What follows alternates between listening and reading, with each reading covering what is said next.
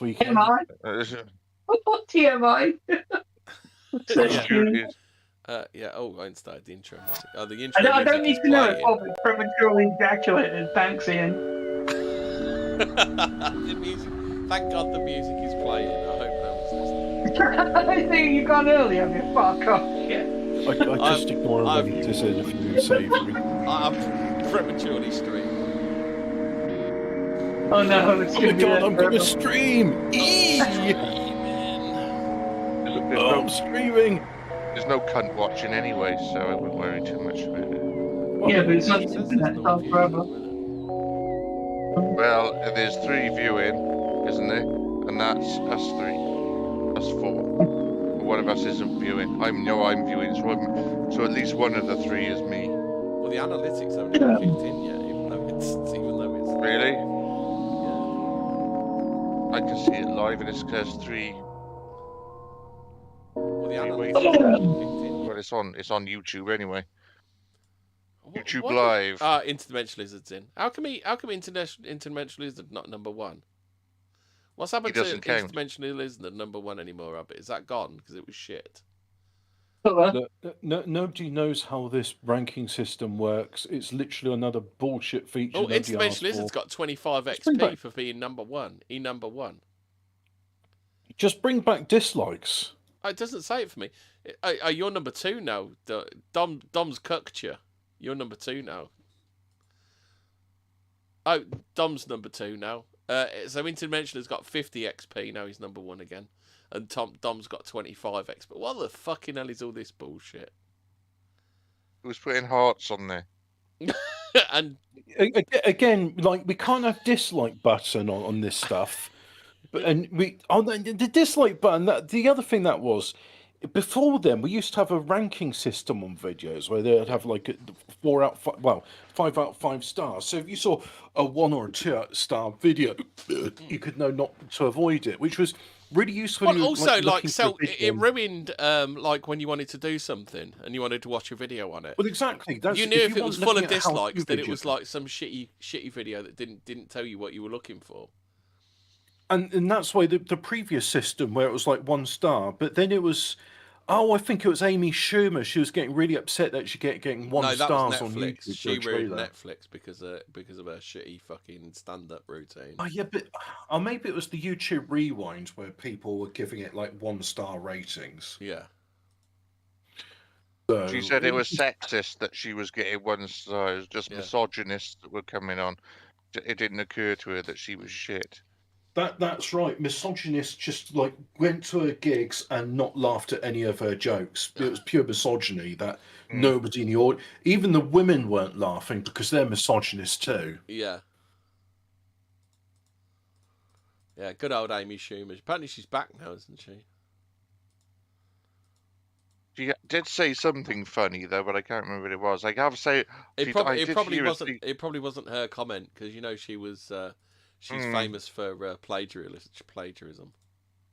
I can't remember what it was, but it was one thing that she did say that was funny, but it's gone. Like I say, it's probably something. This seems to be a trope amongst female humour and especially they do it with cartoons as well. Of look how quickly I can eat this item of food, and apparently that's hilarious. That'll have women's side splitting in laughter. Is that why there was all the giant sandwich gags in Scooby Doo? It literally is just a case of look how quickly I can eat this cheesecake. Oh wow, that's amazing. They were dropping a big hint that Scooby and Shaggy had been smoking weed and they'd had the munchies. Yeah. That's what it is. Yeah, and Shaggy wasn't even a stoner. He was like a gymnast. That's why he was eating so much. Like he was. I don't even understand how I know all this trivia about Scooby-Doo when I thought the show was boring. Really? But Shaggy was, he was a gymnast. He was a champion swimmer. That's why he ate so much. Like Beanpole Finn. When in the live-action movie from, I think it was 2002, they've got a camper van and they open the door and smoke comes out. So they would be as if to say they were having a smoke. Yeah, that's literally a retcon. Yeah, But the thing is, though, you say it's boring. Born Atkinson, In isn't it? 2002? Weed, dude, weed. Not. Was he active in 2002? I hope not. I don't Yeah. know. Probably. But Actively Scooby-Doo is avoiding the good. career of Seth Rogen is one of the things I do best. But Scooby-Doo is a good introduction to Fortean subjects for a youngster. It is a spooky mystery it's show. Not. It's a good thing if you're a debunker, because every week they go, oh, you think there's a spooky man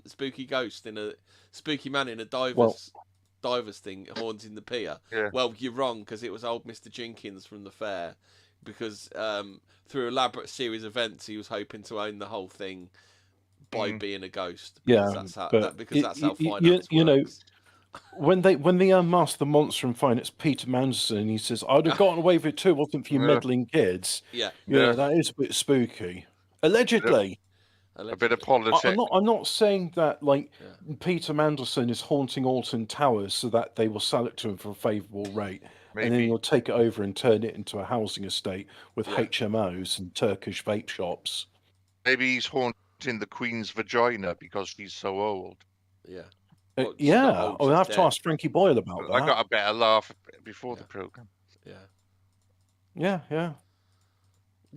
I think Frankie Boyle beats that. Can we just have a minute's silence for Frankie Boyle's career? Can we also have a minute's silence for his liver? What? No, he's just. Well, is he drinking a lot of boxed wine and feeding his cats now? Is he? He's a teetotaler. He used to drink a lot. Yeah. Oh, he's one of those people, is he? The ones that stop drinking and they're not funny anymore, and you don't really want to be around them. Well, the alternative is he could end up like someone just crying about a cat when really it's about some other underlying issue. So either way, it was going to be fucked. Yeah. I was going to say, or he could turn into somebody that spent all of his money, sold his house, bought a bunch of prostitutes and burgers, and now rings up her former mates and acquaintances. Say, "Can I borrow 20 quid?" That reminds me of that new watch I wasn't watching, the one from last week. Oh, he did thing on what's the one, Mock the Week, that thing where they all run into the middle to try and tell a joke. Oh, that's what I was going to say. Have you seen they're doing because Saturday Night Live is wildly unpopular in America? What they've decided to do is bring it over here as well, and obviously it's going to go. It's going to go as well as Mock the Week, isn't it? Haven't we suffered enough? Yeah, we used to have it. Is there no indignity which the Englishman cannot be subjected to? No. We used to have it with Ben Elton, though, didn't we? Saturday Live. Yeah, that brought us Stavros, everybody's favourite kebab. And Paul Merton as well. Quite a few. French and Saunders. The Dangerous Brothers. Interdimensional Lizard. The Velma TV show was an anti-fan fiction. It was written by somebody that hates Scooby-Doo. Yeah. It's not real. I know, but a quick one, if I could. That thing where they run in the middle on Mock the Week, it was things not to say around the dinner table one week. And Frankie Boyle ran in the middle and said, "We're all having dinner here. Whilst we're all having dinner here, who's looking after Madeline?" Yes. And that was before he went all. That's when he used to be funny. What's 2 foot tall and bumps into table legs? Harvey Price. It is obviously when he was he used to do a lot of Harvey stuff, didn't he? Oh God, yeah, he was a big fan of the Harvester. Yeah. Why did he stop being funny? He had to for the BBC to be on the BBC. Yeah, he needed to carry on getting BBC gigs, so he sold his soul for it. Sold his soul to Rosie Jones. Yeah. Sold his soul to Rosie Jones. Yeah. Are you saying Rosie Jones is really the devil? Well, no, the devil's quite funny, isn't he? But you think of it though. If you possess the body of Rosie Jones and you're talking about the contract, nobody's going to fucking know what's in that contract that they're signing, are they? No, We know what the fuck it says. Just a Yeah. load of noise. Yeah. You have to pretend you do. You have to pretend you do, or you'll be Yeah, there cancelled. you go. You signed your soul away, and it's a shitty contract as well because you didn't understand the words you were saying. It would be sound logic from the devil. That. Yeah. Oh well. It's not bad. Good stuff. Yeah, no, it's. So that'll be good. It'll be interesting to see though with if they do Saturday Live again and see who they have on. No doubt Rosie Jones will be on it. They've shown the cast picture and nobody's seen any of them, but they're straight out of BBC Central Casting, so you know they're not going to be funny.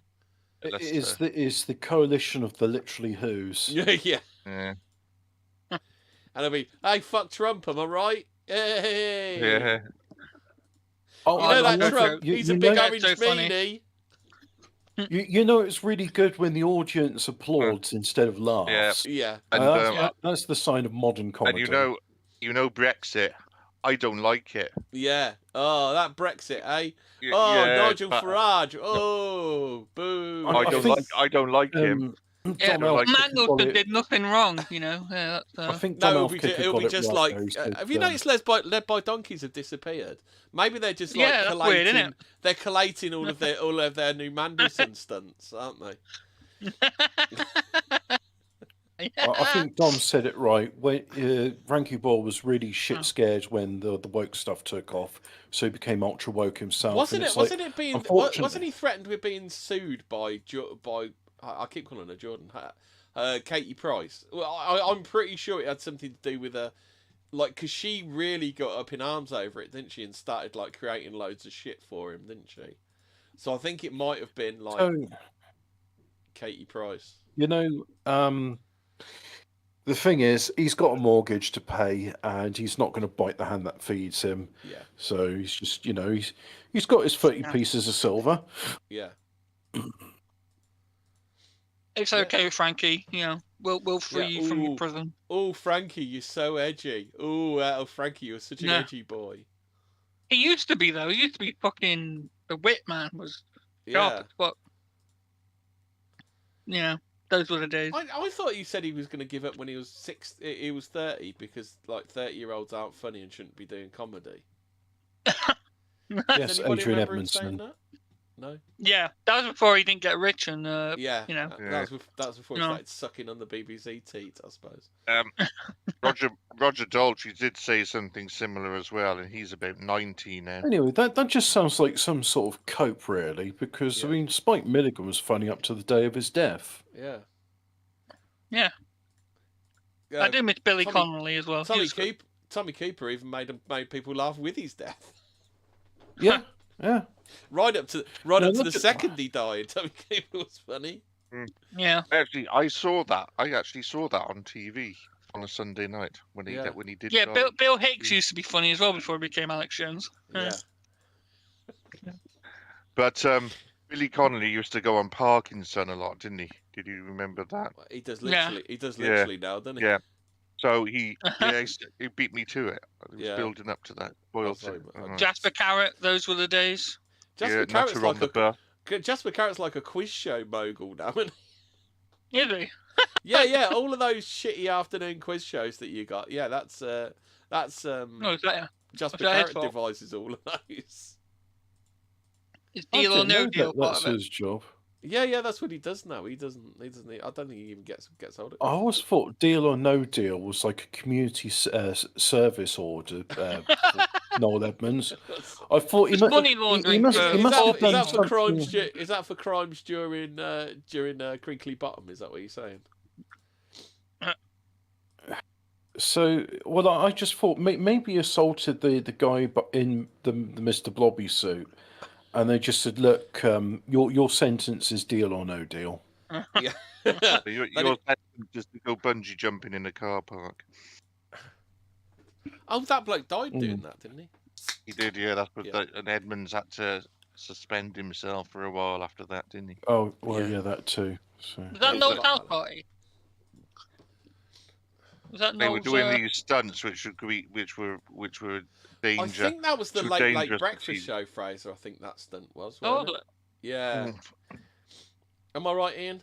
Was it the Late I Breakfast? don't know. I thought it was It was Noel's something- house party, wasn't it? It was something to do with Edmonds, wasn't it? Yeah. It was Yeah. basically they kept doing these dangerous stunts, and even I saw a program on it quite recently about that, and it was like the producers and whatever were saying this is going a bit far. Someone's going to get injured soon, and they did.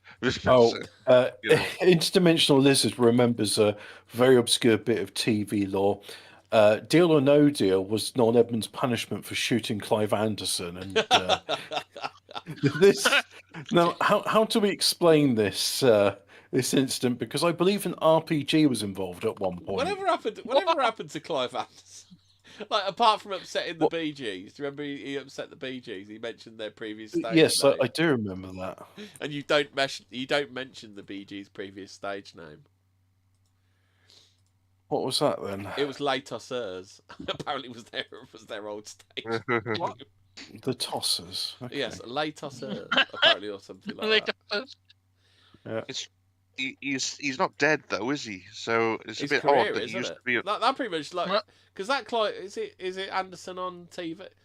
Clive Anderson on TV. I prefer Clive James to Clive Anderson. No, Clive James was the Aussie guy. He's dead. Yeah. Clive Anderson's the guy with like the He was a wig smug or little the bald Bee Gees. bastard, weren't he? Yeah, the Bee Gees walked off. That's. Yeah. But he used to present that Whose Line Is It Anyway as well. With Greg, yeah, that was pretentious. Greg Proops and yeah. That gave us Josie Lawrence. gave us John Sessions and Tony Slattery. Yeah. Do you remember Tony Slattery? Slattery, He was yeah. like fucking gonorrhea. He was like all over everything, weren't he, on TV? And now he's dead. So.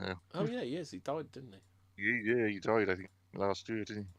Yeah, Sessions is still alive, I think, though. He was on Friday Night Dinner, Sessions. Was he? I didn't recognise. Yeah, I did. Dinner. No, it's quite good. Well, I thought it was quite good. Yeah, it was quite good. Catch it if you can. It's quite watchable. But yeah, he was on there. He had a part on there.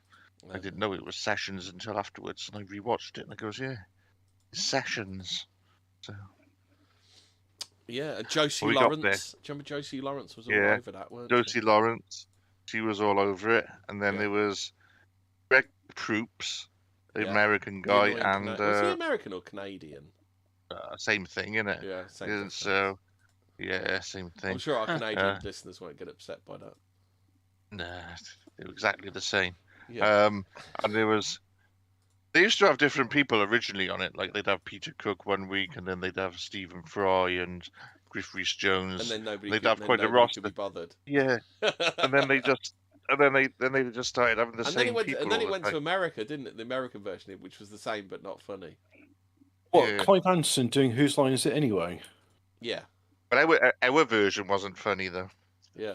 Well, they had that. Was he Canadian or Scottish? Colin Mockery, bald guy. Colin Mockery. Who? Yeah.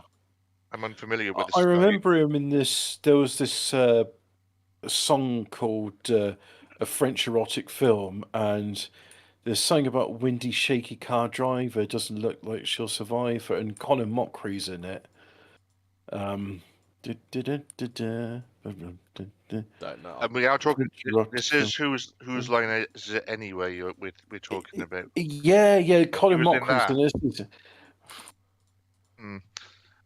Can't remember such a guy. Let's see if I can find that song. I used to watch it because it was in the days where you didn't have much on TV, so you just watched whatever shit they would put on. Whereas now I wouldn't watch a program like that. Oh, right. Okay. So the French Erotic Film is a song that appears in the Colin Mockery versus Jesus H. Christ Funimation trilogy. It has nothing to do with French porn. The title alone of this bizarre animation is made very popular in search engines. It started off on BBC Radio 4 and then went to TV. Yeah, like many things. Yeah. Alan Partridge did. Yeah. No Scotsman was sexually harassed in the making of the French erotic film. 2003. Fuck me. Yeah. Seems like a lifetime ago, doesn't it? It really does. If you had a child. So John Sessions, Stephen Fry, Josie Lawrence, Paul Merton, Tony Slattery, Rory Bremner, Archie Han. Bremner. I don't know his. Mike McShane. Sandy. Oh God, Sandy Toxvig used to be on it. No neck. The no neck. I know he's. I know. I've just seen a picture of Colin Mockery. I know who he is. I know his face, but I didn't know who that song was. I found out this song's a popular Dutch song, and but I can give you the first verse because it's a classic, and I'm hoping other people remember. French erotic film, an old blue Scott Cordell, a windy, shaky driver, doesn't look like the reviver. I'm looking at Colin Mockery now, and yeah, he was shit, wasn't he? You liked him, did you, Hobbit? What? Who was that? Sorry, Colin Mockery. He looks familiar now. I recognise him from. I remember him better from French erotic film than I do anything he did on. He's a Scottish-born Canadian actor. Yeah. I thought he was American. No, not with a name like that. Caroline Quentin was on it as well. Do you remember she was famous for being married to Paul Merton? Oh yeah, she was in Men Behaving Badly, wasn't she? Yeah. That was the main thing. But yeah, she was married to Merton. Yeah. Oh, I found it. It's 6 minutes. Classic. Oh man. Oh, Jonathan Pryce has been on there as well. You know the baddie from Tomorrow's Not Enough. Tomorrow Never Dies. Tomorrow's World. No, he was in Tomorrow Never Dies and Brazil. He was the main guy. He was the main character in Brazil. Brazil, that's quite an old film. Yeah.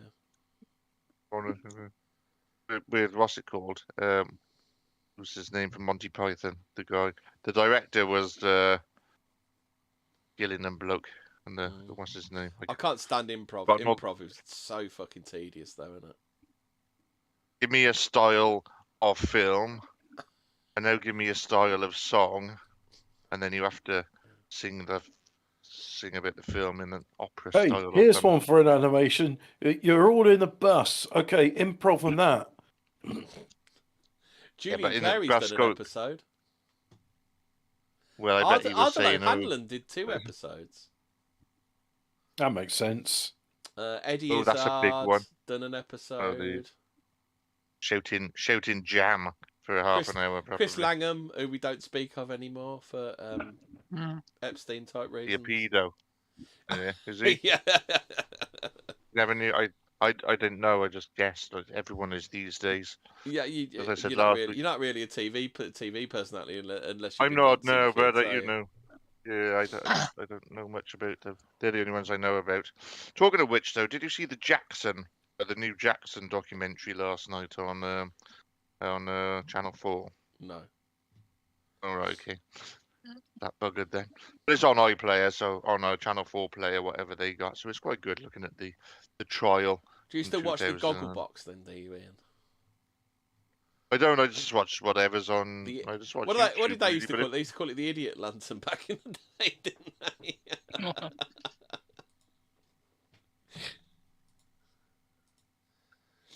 Yeah. Well, no, I've heard the Gogglebox. I didn't hear it called the Idiot Lantern. Though. Yeah, hold on. Let's see if I can find the end. Boob tube. Boob tube. Yeah. Yep, the boob tube. No, I've not heard it called that. Now, Henry Ford would call it this, and I don't know why. He'd say it's the Jew in the corner of your living room, which, is a bit of a mouthful, really, Henry Ford. The gramophone that you can see. Yeah. Why is the deeper meaning of the Idiot Lantern? No, they're talking about the fuck. They keep talking about there's a Doctor Who episode called the Idiot Lantern, and they're just like, oh, do you want to know about the Idiot Lantern? No, I want to know about the fucking phrase, you dickhead. But is it Doctor Who from the 70s, or is it Doctor Who from today? It's new. It's all PC. Let's try into more PC and social issues, rather than the set being made of cardboard and wobbling as the actors walk around. Oh dear God! Hey, sorry, I rewatched the first bit of a French erotic film, and it's got the decapitated head of Jill Dando crashing into this car, making it crash off a cliff. Fuck! Early 2000s internet, everybody. Hey, someone's having the same problem I am. So this is on Reddit, the greatest website on earth. I recently came across the expression "an idiot's lantern" in the 1959 sci-fi short story "Now in Hell" by Eric Frank Russell. When I googled the term, all I can find is references to a 2006 episode of Doctor Who. What exactly is an idiot's lantern? I know it's TV, but like I just wondered, like first usage and things like that. Oh, here we go.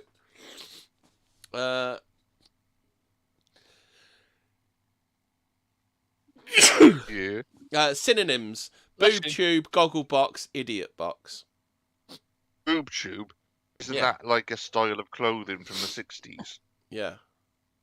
So what is it? I know there's a tube in a TV, but there's not a lot of boob on the. That's unless you're watching late at night, Channel 4. I can't tell you any origin of the phrase because what you really want to know about is the shitty TV series Doctor Who that's been absolutely ruined. Yeah, gone are the days of Tom Baker, and his scarf, and his jelly babies. Days. Jelly babies. Davros would have a right go at him, and then Tom's reply would be, "What, Harry Enfield used to be in Doctor Who." Oh right, I'm with you. I'm with you. Yeah, I got Stavros. Stavros. Yeah. Stavros. That's racist, there, isn't it? So. I can't find any. No one's interested in telling us what idiot lantern actually comes. I've never heard of it. I've never heard of it. The TV called Idiot. I heard of it because I think maybe I'd heard of it before that episode of Doctor Who in 2006. But maybe sure? Not. Are you sure it's not something from Victorian times? It probably no. But they had they used to show moving images through a lantern, didn't they? Mm. Yeah, it was like that, and that was like an early form of TV. But yeah, what the butler saw. Yeah. You'd see a woman in her bloomers if you look through the periscope. Oh, and now we're getting to the really close things. Now it's the Green Lantern oath. This is the internet is so great lately, isn't it? Like you can just find anything you want to know. Speaking of what the butler saw, right? Because there was this thing. It was just turn of the 19th century. People would they would like flip books, and you'd stick your eye through them and have a look at them, and they were called the Nickelodeon. And it was like Nickelodeon was synonymous with, well, you're going to look at some pornography. Yeah. And then children's network show, that children's network is called Nickelodeon. And their icon for the longest time, the logo, I should say, is a splooge mark. Well, it looks quite a bit like Little St. James as well, doesn't it? So, in other words, was Jeffrey Epstein was like, hey, let's make children's entertainment called Nickelodeon, like the old porn cinemas from the late 19th century. With a splooge. Did you see the episode of Steptoe and Son where they got one of those machines, and it turned out that the guy who was the guy in the porno turned out to be, what's his name? The Steptoe bloke, the old bloke, Wilford Brumble. It was him. God. Yeah. Yeah, I think the last thing I'd ever want to see would be him naked. It was bad enough seeing him sat in the sink in the fucking TV series. Yeah, cleaning his arse with a dishcloth. But no, that was quite amusing. Oh, this is better. So I'm still looking for the Idiot Lantern, and it's come out with the Eye of Horus Doctor Who Series 2. Wow. The Legend of Stingy Jack and the Origin of Jack-o'-lanterns. So, no, I can't tell you what the origin of the phrase idiot lantern is, or when it was first usage is, or anything like that, because Doctor Who and stuff that's completely unrelated to the search term is more important. But see, in the classic days of Doctor Who, after Doctor Who, you would have Jim or Fix It with the guy who took his teacher that was dinner, the real. And that's what he wanted. That was the real time to go and hide behind your sofa. Yeah, it was, wasn't it? And all these years later, the urban myth is that guy grew up to be Hobbit. Is it true, Hobbit? Were you the guy who wrote to Jim or Fix It to take his teacher out to dinner? I was too young to have a right into Jim or Fix It. Yeah, all right. I don't think you're too young. Must have been you then, Ian. Yeah. It wasn't it wasn't Ian. me. He's just trying to blame Hobbit for it. Yeah. All right, yeah. Why are you trying to blame Hobbit for you taking your teacher out to dinner? Your one wish on Jim will Because I'm ashamed of it. You did, Ian. I'm ashamed. I should have asked to go up in a hot air balloon or something. Did you want to abseil out of a Chinook whilst Margaret Thatcher cheers you on? Did you want to take Goose Green single-handed instead? Dear Jimmel, I'd like to take Goose Green. Ah, here we go. I got a few alternate verbs for TV. Verbs. Babysitter. Yeah. Babysitter. Yeah. Yeah. Telly. Yeah. Yeah. Television set. That's American. Idiot box. Yeah. Yeah. Yep. Boob tube is on you. Yeah. That's about it, really. I box receiver. No. They're all proper words. I'm looking for slangs. Hang on, don't see it. Boob tube's only like channel 900 or something, isn't it? Yeah. Who's that geezer I keep seeing on the YouTubes? That fucking weird bloke that really fancies Pretty from Babe Station. Oh, that's Steve Dawson. Pretty. So Steve Dawson, the real life conehead. Steve Dawson. I love you, Pretty. I love you. Yeah. So if ever somebody wanted to know the archetypal Kuma, it is Steve Dawson. There's like literally a video she does on YouTube. It's like, and this is my porn stash of porn DVDs that I look at. No, it's recorded episodes of Babe Station. Oh well, he's actually got like DVDs and Grumble mags as well. So it's not just things he taped off the Babe Station. Yeah, it's all my Babe Stations. Pretty, please unblock me on Facebook. I promise not to call you a slag again. I'm not really going to slit your throat in your bed. I was only joking, Pretty. Cultural barbiturate. Yeah, he's a special little fella, as some would say. Is he an auditor? No. No, he's even more retarded than they are. I have been watching them, but Did you know Crime Bodge has found a way around redacted documents with this one weird trick? Oh, is he still around? I haven't seen him in a while. He's got a new video up, and in his new video, basically what it is you go to the police misconduct pages, they put the report up, and everything's redacted. But it turns out that the thing they do in Adobe to redact it is really shit. So all you do is copy and paste the redacted part into another Word document, and it appears. That's it. It's literally so they've made the foreground and the background black, but all the text is still there. Yeah. Don't let them clue them into what they're doing, otherwise they'll fix that issue. Crime Bodge has, so they may or may not have fixed it by now anyway. I mean, the thing that surprised me is just like all the Epstein files have been released, or at least a significant portion of them. Maybe they've been Adobe redacted. Well, yeah, whatever. But well, no, some of them are sloppy edits, like literal, like they are very sloppy. Like productions. I have noticed from what people are saying, just like they've literally put out anything from any old schizophrenic who's put a report into the police, haven't they? Well, yeah, there seems to be a bit of FUD there. There's a lot. There's I mean, my reading on it, I think you two are probably kind of the same. Is like when you're reading the documents, there's information, misinformation, and disinformation all piled in together, and there's 3 million pages of it. So it's really hard to know what's real, what's made up, what's bullshit. Well, actually, it's not 3 million anymore because they keep removing Rothschild from the files. Yeah. Oh, let's just say it started out at a higher number and now it's a lesser number. Has it shrunk due to anti-Semitism concerns? Has it? Maybe. Yeah. Just around the time that everyone started saying he's a Russian agent. It's weird that. Yeah. He's a Russian agent. Definitely a Russian agent. If there's one person that he is, it's the Russians.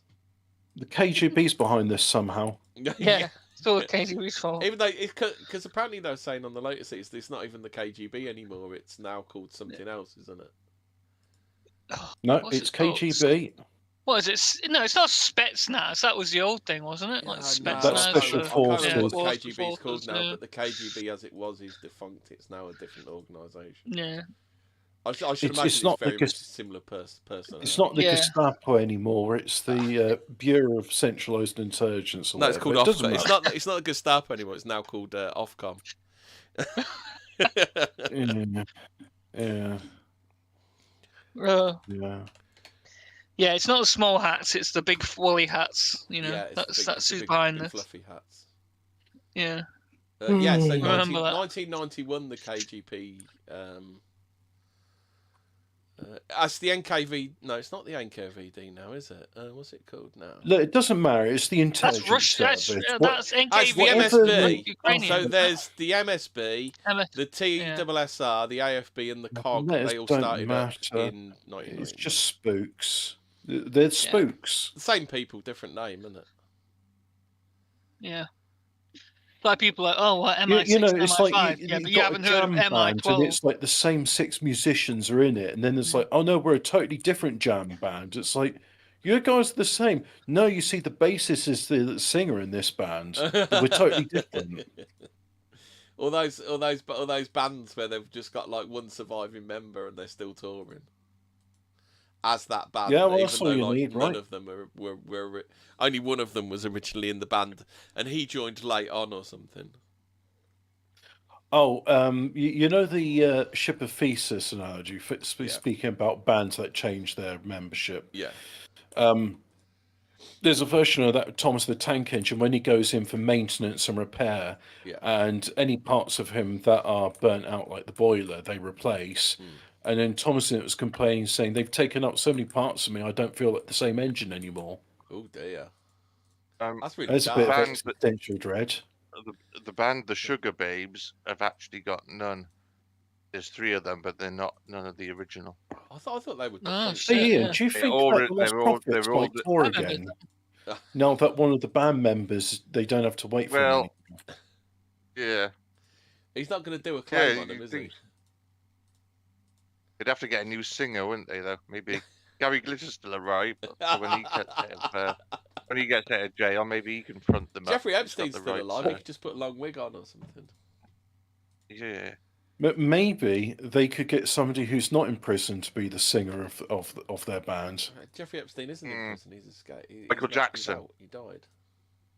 No, Michael Jackson's dead, Ian. Well, I don't know if it was big news. this It was thing. big news a couple of years ago, Ian. I don't know if you noticed. Yeah. Well, Elvis is dead as well, apparently. When did he die? 2009? Fucking hell, it's 2009, yeah. 15 years. Yeah. Yeah, I forget. It was He's a while still ago, controversial, isn't he? Well, he's controversial that Michael Jackson doesn't appear in the Epstein files. Maybe he was one of the Peter people Manson who did a deal. does. Remember, 24 people did a deal. I read it out last week. Yeah, And was he trafficking 10-year-old boys? That was the thing. Well, he's no Peter Manderson, no. Allegedly. That would have roped Jackson in if that was the bait. That was his thing, wasn't it? Because the girl that Andrew had as shagged, which was 17, and you think, well, that's actually not illegal, is it? Even though it's a bit immoral. Well, he's in America. He hasn't actually well, then again, they're on. The thing is, as well, it's like they're on Little St. James. Like, is this stuff even illegal? Yeah, it's not like, you know, a royal. Doesn't it? 40-year-old royal shouldn't be acting like that, but he hasn't actually broken the law. It's the same as Philip Schofield. Why do you keep persisting in this lie, Ian? We all know Andrew wasn't there because whoever did it was sweated, and he doesn't swear. No, but Philip Schofield did the same thing. Didn't he? The boy he was with wasn't underage, was it? Allegedly. Just a bit, I think we've got to say allegedly. But, yeah. Well, he doesn't deny it. He may not have done, but it is allegedly still. Yeah, I'm sure he listens to this program and is gonna. Oh, he's a actually, big that's fan. weird. I discovered. Philip Schofield's a big fan of the 14 Words. Yeah, you didn't know he's actually quite into conspiracy theories and the paranormal. Maybe he listens to it with. Maybe he listens to it with Gordon the Gopher. He's No, I thought I was- Andy Crane in got the broom- custody of Gordon the Gopher. in the didn't broom, in the broom cupboard. he? Yeah. I Andy really Crane hope that if Philip Schofield does listen to our paranormal investigation show, he doesn't listen to it with children because this show's not suitable for children. Yeah. But neither was Philip Schofield. I thought Brian Connolly was better because he knew how to handle Gordon the Gopher, didn't he? He's a puppet. Do you remember him? I do remember that. Yeah. Brian Connolly used to be. Brian Connolly was actually quite funny. What happened to him? Oh, who knows anymore? Yeah. Probably like all these people. It's like, oh, you told a joke that hurt my girlfriend's feelings. What's that? I was watching something on YouTube the other day, and they were saying like Freddie Starr's like a big time occultist and top lad at the Masons or something. I don't know. It was a bit weird, I got to say. There was this thing, right, where he had a bucket of maggots, but what it was supposed to be is the maggots were only on the top layer. Underneath it was just rice. Yeah. And what it was supposed to do is reach down, grab the rice, and throw that into the audience. But even so, he still grabbed maggots and threw that into the audience as well. I'm just like, look, I don't know what sort of prank you think this is, but I don't think throwing maggots at people's funny. You know. And he ate my hamster. Freddie Starr ate my hamster. I thought that was Ozzy Osbourne. No, it's the Sun he ate a headline, bat. isn't it? Ozzy Osbourne ate a bat. But hang on a minute. Hang on a minute, Hobbit. Throwing maggots at people is funny. It's funny as long as you're not on the receiving end. Yeah, exactly. No, I watched it and I just thought, I really hope he gets a severe kicking because I'd laugh at that. But he doesn't get a severe kicking. He's just all that happens. He had to apologise to people. It's like, I'm sorry I threw maggots at you, but you know those maggots aren't going to be unthrown by me saying sorry. So I'm not really sorry. There we go. I'm just putting it up now. The headline itself. Freddie Starr. Has anybody ever read the story Freddie Starr ate my hamster? Because I want to know what actually happened now. It was quite a while ago, but yeah, I don't think he did eat the hamster. It was connected with the story for the rest of his life. Freddie Starr has been found dead at his home in Spain. Sorry, spoilers. I don't know how old the story is. Who? Who's Freddie Starr? Freddie Starr is a comedian back in the 80s. Oh, right. So she, that's fine. It's a tabloid story which ran in the Sun. I was 2 in the 80s. Like, I don't think I. He used to dress up in like an SS uniform and do a comedy bit. The tabloid story which ran in the Sun featured an interview with Lee LaSalle, the girlfriend of Vince McCaffrey. She said Starr had committed the act when he came to stay with them at their home after a performance. She alleged that Starr ordered her to make him a sandwich, and when she said no, he reportedly proceeded to eat a hamster between 2 slices of bread. Wait, so was the joke like throwing maggots to the audience? Like, I am the FSOF officer, and you, the audience, are the Jews, and this stage is my Auschwitz, and then he throws maggots at them, and I don't know. Is it like did he have a pile of shoes on the stage? So he said no, he didn't have a pile He said, however, the comedian has always denied the story, and in his autobiography, Unwrapped, released in 2010, he said, I've never eaten or nibbled a live hamster, gerbil, guinea pig, mouse, shrew, vole, or any other small animal. And here's another thing of how well Freddie Starr's career has aged. His publicist, Max Clifford, told the Leveson Inquiry in 2012. Does nobody remember Max Clifford being jailed for being a complete wrong un? He died in jail, didn't he? Yeah. Who was Max Clifford? He was a publicist. Robert Maxwell, obviously. Oh, yeah, he used to get a lot of Simon Cowell used him as well. He doesn't say much about that. Yeah. But Freddie Starr was shit though. Do you remember his act? It was just crap. It was just one of those 80s. That funny, was it? No, it was shit. It was like Yeah, it was just nothing. I think I was a bit just like, slightly too young for Freddie Starr. I think like he was big when I was like. Well, little. it was one of those 80s things, like you get Russ Abbott and, Keith Harrison, Orville, the Crankies. Davidson was another an unfunny comedian as well. Jim Davidson's funny. Davidson. His proper stand-up was funny. His Really? like TV stuff wasn't so funny because he had to tone it down. Yeah, I watched it. I watched his stand-up. Oh, speaking of Jim Davidson, you heard who's died? Pot as many balls as you can. He's dead, isn't he? Oh, him? Oh, yeah, John Virgo's dead. How old was he? I don't know. He weren't 79. young, was he? 79. No. 79. Oh, wow, that's a good innings. Yeah, and he potted as many balls as he could. He used to do did. impressions. He used to do impressions of the other players. I like John Virgo. Yeah. I always thought he was the real talent in. That's when you had proper Saturday night telly, weren't it? Things like Big Break. What was the name of that show? Big Break. Snookering You Tonight. Big Break. Snookering You Tonight. Big Break. My favourite part in that show was Johnny Virgo's going to do his trick shot, and they showed a few of the outtakes from it. And some of those trick shots took a lot of attempts. He couldn't even do it himself. I thought it was back in an era where games like darts and snooker was Saturday night entertainment, and that was the thing. Like, I didn't realise Bullseye was watched by a third of the nation, like 20 million. Yeah, darts people is super popular, man. Like that would have been more than a third of the nation back then. Oh God, yeah, it would have been, yeah. Because I think it was like 50 million people back then. Yeah, it was Sunday afternoon would be Bullseye. Yeah. Everybody loves darts, man. Do you remember Peter Kay used to like Bullseye? Do you remember Bullseye?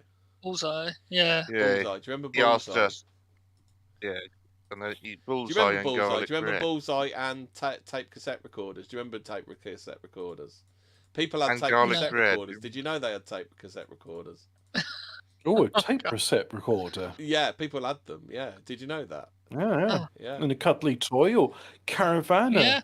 A 1 week holiday in Centre Parks. Yeah, or here's what you could have won. I like it when it's like, here you go, you've won a mini metro, or like, and then it's like, oh no, you missed out, and it was a speedboat the week that they missed out. It's weird, that. Yeah. No, it was like when they won. It was like, here you go, a brand new dishwasher, and then it's like, oh no, here's what you could have won, a speedboat. Like, it could have been. I think they had 2 prizes behind there, didn't they? The winning one and the losing one. They brought it back, haven't they, with Freddie Flint?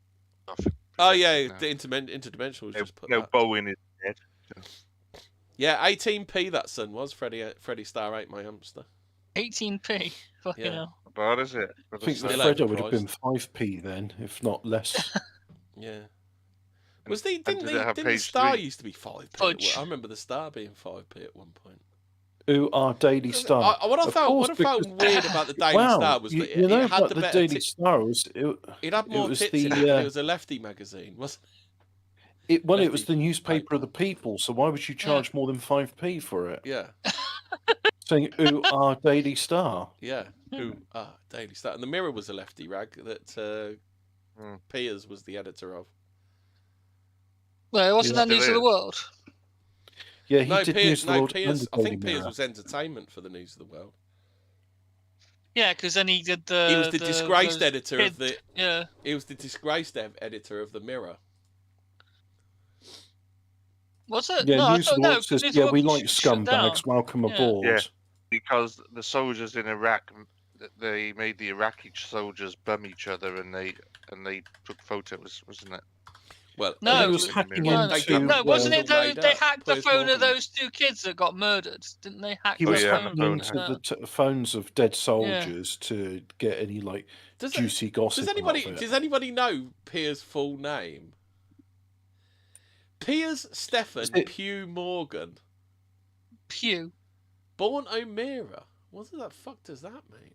O'Meara. Oh, he's one of them, is he? He's an Irishman. I see.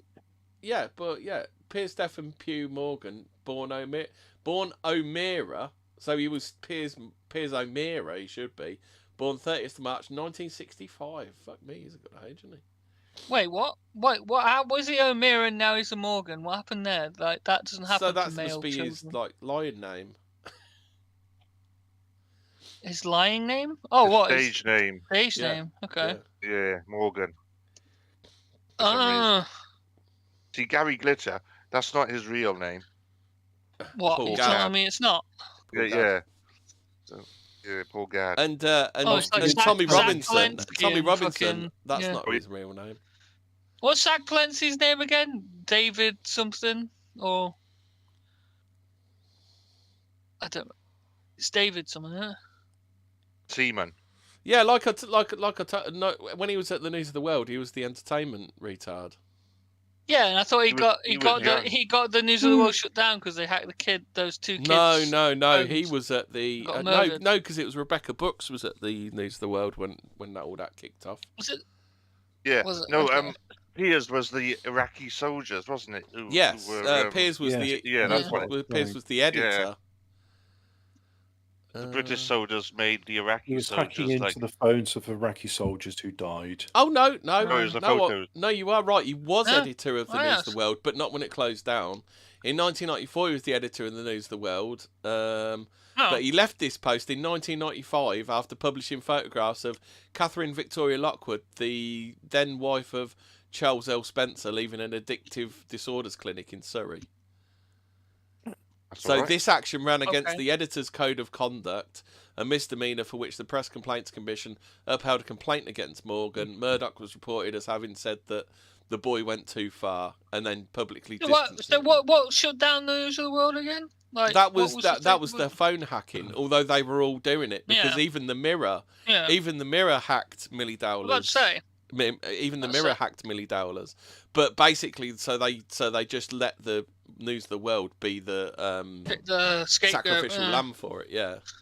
Yeah. But then we've got the Sunday Sun now, which is exactly the same because that's what the News of the World was. So Is the so fake it's shake not still exactly in as it? if. Yeah. Do you remember the fake I don't shake? know. Yeah, You know, he was a victim of the fake shake, don't you? One young Jonathan Alford. Yeah, little twat. Yeah. No, honestly, guys, I'm pleased he's been banged up. Oh, Morgan was the subject. He can't help it, can he? He's such a fucking bellend. Morgan was the subject of an investigation in 2000 after Susie Jagger wrote an article for the Daily Telegraph revealing that he had. Susie Jagger wrote an article for. So Susie Jagger wrote an article for the Daily Telegraph revealing that he, Piers Morgan, obviously, had bought 20 grand's worth of shares in the computer company Vigeland soon before the Mirror's City Slickers column tipped Vigeland as a good buy. Yeah. Fucking she rotten cunt, isn't he? Just rotten to the 20 core. grand isn't to he? act like a scumbag. Fucking do one, Piers. Yeah. Oh, during the trial, it emerged that Morgan had actually bought 67 grand's worth of Vigeland shares, emptying his bank account and investing under his first wife's name as well. Fucking scumbag. You know, Did you know Piers Morgan appointed Christopher Hitchens as a columnist for the Mirror? like how the only time Jeremy Clarkson because he apparently never got into a fight when he was in school. There was some sort of press awards ceremony, and Piers just wouldn't leave some subject alone. So he punched him so hard he broke his knuckles. And It that's doesn't why, say about that, but it says, I don't know whether you know, but Piers Morgan and Jeremy it probably Clarkson will be in. were on the yeah. last flight of of Concorde, and Jeremy Clarkson emptied a glass of water over him. So there's no love lost there, is there? So apparently, the thing with that was the reason he's got a scar on his upper lip is where Jeremy Clarkson punched him. So in 2004, the law in Campbell versus MGN Limited, the law lords in May found in favour of model Naomi Campbell on privacy grounds after the Mirror had published a photograph of her entering a Narcotics Anonymous clinic. Morgan was critical of the judgment, saying it was a good day for lying, drug-abusing prima donnas who want to have their cake with the media and right to then shamelessly guzzle with their Cristal champagne. I don't care. So, in the wake of the Abu Ghraib torture scandal, Morgan was sacked as editor in the Daily Mirror with immediate effect on the 14th of May 2004. After refusing to apologise to Sly Bailey, the then head of Trinity Mirror, for authorising the newspaper's publication of fake photographs. The photos were alleged to show Iraqi prisoners being abused by British Army soldiers. Only the Americans did Just that. pure scummery. Just pure scummery all round, doesn't it? Now, forgive me for being like this, right? But whenever I hear anything to do with Piers Morgan, I sort of get depressed because it's like, that guy's never really going to get his just desserts, is he? No, so here you go. So here's the phone hacking allegations. So during Morgan's tenure as editor, the Daily Mirror was advised that Stephen Knott had voiced that voicemail is. Can we scratch phone hacking? It's not phone hacking. It's people in the public eye that are not doing like basic security things by changing the PIN codes on their answering machine. They're just leaving the default PIN code for the answering machine. If you've got stuff that like you don't want the general public, but it's still to know, unauthorized access, is it? I mean, if I leave my back door unlocked and someone enters my house, they've still entered. It is, but if you're that level of person, like I understand Millie Dowler's different because she was a schoolgirl, so there's no way she would have done that. But if you're in the public eye and you're doing dodgy shit, surely the basic thing you would be told by your media, because they all have like media managers and things like that. It's just change the standard PIN code on your answer machine. Yeah. I'm not saying that like you're saying, Hobbit. Like it's like going in someone's back door and robbing their house. It is like that, but also they should be to blame a little for it because they're not doing basic security stuff, like when they're doing dodgy shit. So in other words, Piers Morgan's a scumbag who's like, hello, is anybody in? And then when there's no answer, proceeds to steal their television. Yeah. Same thing. Fair enough. So he came under criticism for boasting about phone hacking from Conservative MP Louise Mensch. Does anybody remember Louise Mensch on Twitter? She had severe TDS, didn't she? Do you remember her? No? Am I the only person that remembers Louise Mensch? I don't recall this person. She had severe Trump derangement syndrome, and she was supposed to be a Conservative MP as well. In July, in a sequence of articles... Was it as bad as James O'Brien? Probably. As bad as James O'Brien's Trump disorder? Yeah, and similar, yeah. And Brexit. I don't like Brexit. I don't like Brexit. I don't like Brexit. If you like Brexit, he does that thing where he whistles to the top of his mouth. I don't like Brexit. I don't like Brexit. Well, the thing is, James, Brexit isn't that good. But then again, it's nowhere near as bad as you're making out. So, you know, just like it's why are you covering up for the Conservative Party's fucking inability to do anything good with Brexit? Why are you covering up for the Tory Party, James? I thought you were into Labour. So in July 2011, in a sequence of articles, political blogger Paul Staines alleged that while editor of the Daily Mirror in 2002, Morgan published a story concerning the affair of Sven Goran Eriksson and Ulrika Johnson, while knowing it to have been obtained by phone hacking. You know that thing about Eureka? She's football crazy, she's football mad. I don't know a footballer Eureka hasn't had. Do you remember when Stan Collymore gave her a good kicking in a bar because obviously she must have spoke out of turn or something? She probably went behind his back. You like physically assaulted Eureka Johnson? He gave her a proper pasting in a bar in front of everybody. Yeah, and he went cottaging as well. And he went cottaging, didn't he? Yeah, he Cannock Chase. Cannock Chase, yeah. Yeah. He was covering people's cars in ectoplasm. He was a spooky ghost. Yeah. He was pleasuring himself whilst watching. Yeah. Well, while Bigfoot was looking on. But he says it's because he had mental health issues.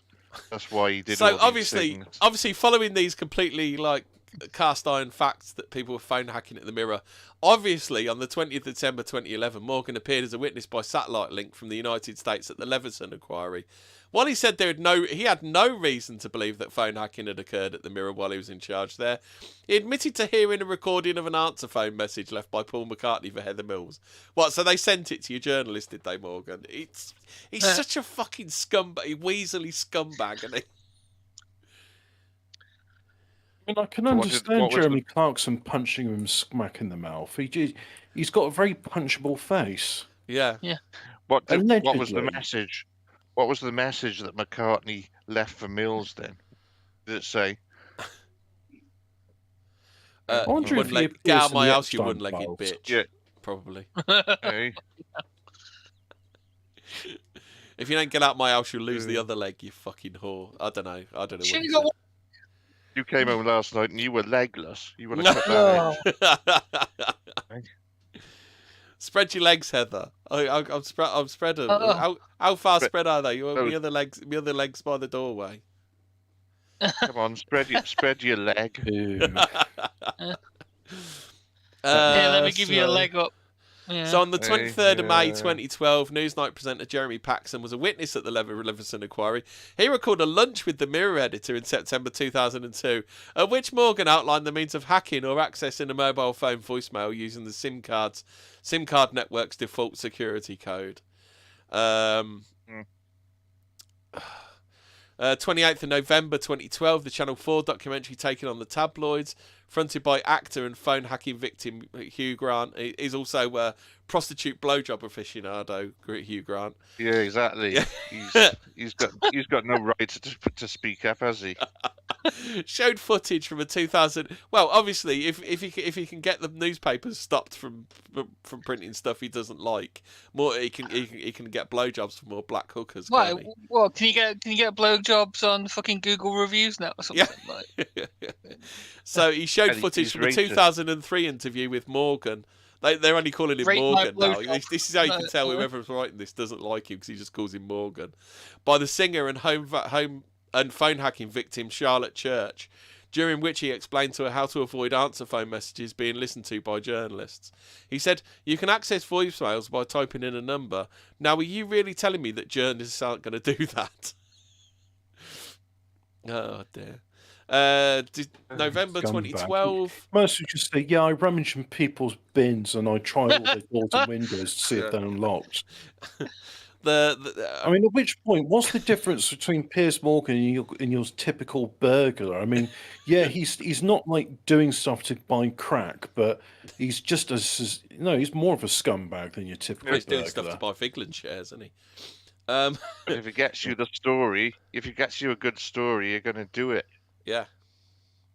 So in 2012, the official findings of the Leveson inquiry were released, in which Lord Justice Leveson said that Morgan's testimony under oath on phone hacking was utterly unpersuasive.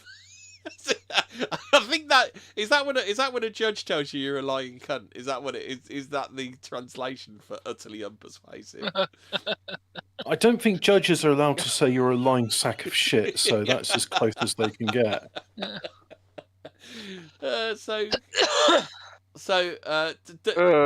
He said the evidence does not establish that Morgan authorised the hacking of voicemails, or that journalists employed by Trinity Mirror Group were indulging in this practice. What it does, however, clearly prove is that he was aware that it was taking place in the press as a whole, and he was sufficiently unembarrassed by what was criminal behaviour that he was prepared to joke about it. Oh, fucking hell. That's pretty, but like you said, that's judge speak for you're a real fucking sack of shit. Yeah. On the 24th of September 2014, Trinity Mirror Publishing Group admitted for the first time that some of its journalists had been involved in phone hacking, and agreed to pay compensation to 4 people who sued for the alleged hacking of voicemails. 6 other phone hacking claims had already been settled. Fucking hell. The amount of how does he still get work? Like, there must be enough people gunning for him because he's cost them enough money, mustn't they? You're saying he's got more protection than Mr. Epstein? It's an equivalent level, isn't it? Is he going to say, I represent the Mountbattens? No, he's not going to do that, has he? Because he's got his big feud with fucking Megan, whatever her. Well, they don't like her either, so you know. Yeah, no, exactly. She's not part of the family. They fucked off Harry with Megan, didn't they? There's a whole humiliation ritual. It's like, look, you marry this cunt, or you end up dead like your mother. Post Mirror Press activities. Hobbit, she's hot. What, you saying she's got an infection? She's no. got fever? Yeah, but you would, though, wouldn't you? Oh, yeah, I'm Leon Tufts, I am. Yeah, you would, wouldn't you? You would. Yeah, carry on. Halle Berry, you would, wouldn't you? So, post Mirror, the first couple aren't that interesting, just some papers he's worked on. And in 2012, following the revelation of Jimmy Savile's sexual abuse against children, Morgan said he'd never met Savile in his lifetime, contradicting a 2009 piece he wrote in the Mail on Sunday's Night and Day magazine, saying that, as I left, Jimmy Savile come up to me, your TV shows are brilliant, he exclaimed. I've always loved Jimmy Savile. Oh, God. That aged well, didn't it? Yeah. That's fine wine right there. Aged like milk. Just a lying fucking scumbag. There you go. So that's his newspaper career, and then he goes on to his TV career. I don't think there's anything worth talking about there. Is only that time that Ben Shapiro BTFO'd him, isn't there? Oh, apparently Pew Morgan was his stepdad's surname, so O'Meara would have been his real dad's surname. Okay, so he took his Pew Morgan. stepdad. Yeah. Pew Morgan is that's two surnames. Yeah, it is, yeah. That's double barrel. It's a bit like having two first names like Neville, Gary Neville's father. Just Ofcom complaints. Do you want Morgan's Ofcom complaints? In 2015, he was criticised by Ofcom for laughing as a guest repeatedly used the word fucking live on air. 2016, 70 complaints made by Morgan during his interview with the Christian magistrate Richard Page about gay marriage. Comments that viewers felt implied Christians were homophobic. 21st of January 2020, Morgan was accused of racism. Yes, that's true. Where's the lie? Right, how about this one then? 2020, Morgan was accused of racism and received 1,095 Ofcom complaints. And I'm quoting Piers Morgan here, and he says he's using Ching Chong Ching milk. Morgan also spoke over the advert saying Ching Chang Chojo. He was accused online of using language that is used to antagonise Chinese people and mocking the Chinese language. Yeah, but if your name is literally Ching Chong, then I'm sorry, but that's John Smith. I'm like, they're not all called John Smith. I don't know. That guy's name was Ching Chong. I don't Ching know. Chong Ding Dong. It's some Chinese dairy advert that he was talking about. Yeah, what if the product's called Ching Chong Ding Dong? Well, he said he's using Ching Chong Ching Ching Chong Ding Dong. I love that. Yeah. Apparently Ching Chong is Or bad. the cream of some young guy. Oh. Yeah. That's Korean. Yeah. Isn't it? The cream of some young guy. You're getting your nations mixed up here, and that's very racist all right? to mix up Chinkies, Koreans, and Japs. We'll get a strike there. So and then Morgan made a comment about Meghan's mental We'll get health. a strongly worded letter from the Chinese embassy. Too bad we can't read it. Oh, do you want to talk about Piers Morgan's feuds and banned television guests? Yeah. Oh, go on. Yes, I do, so actually. the feud between Morgan and A.A. Gill began when Morgan described Gill's partner, Nicola Formby, as a sex kitten on whom the mists of time had taken their toll. To be fair, that is a decent insult. How old is she? I don't know. As old as the Queen? She's a South African journalist. Hold on, let me have a look. Oh, right, okay. 90s, same age as him. So he's moaning about that. Is any part of her body haunted? Probably. In May 2011, Morgan banned the actor Hugh Grant from his shows on CNN and ITV after Grant spoke out against the need for the tabloid press. Craig Wilson says it's not called karaoke around the world. In some parts of the world, it's called ting tong sing song. Yeah. On 28th, that's what Piers Morgan calls it. On 28th of March 2012, MTV referred to the bad relations between Morgan and Madonna, reporting that Morgan has apparently felt slighted over the years by Madonna. He claims he was lied to by the singer's publicist. Fucking hell, he makes it all about him, doesn't he? Oh, Kelsey Grammer's on the shit list as well. Yeah, Kelsey Grammer's an all right bloke. Yeah, he's pissed off. So Piers Morgan's managed to piss him Kelsey off. Grammer? Probably saying your sister deserved getting... I'm not going to use that word. Yeah. You know, it's your favourite word, Hemi. We reserve it to the end of the show. Well, you know what happened to Kelsey Grammer's family in, was it Seattle or Chicago? No. No. It was a struggle with a snuggle. Yeah. Oh. BDSM. There was It's because Piers Morgan was going to show a picture of his ex-wife Camille in the opening segment of the show. And that's why he fell out with Kelsey Grammer. Fucking scumbag. 4th of February 24th. Go on then. He's the sort of person that's like, no, if you hit me, I'm going to sue you. Don't hit me. Don't hit me right on this chin, whilst he points to the bit in the cheese. Don't smack me right there or you'll get sued.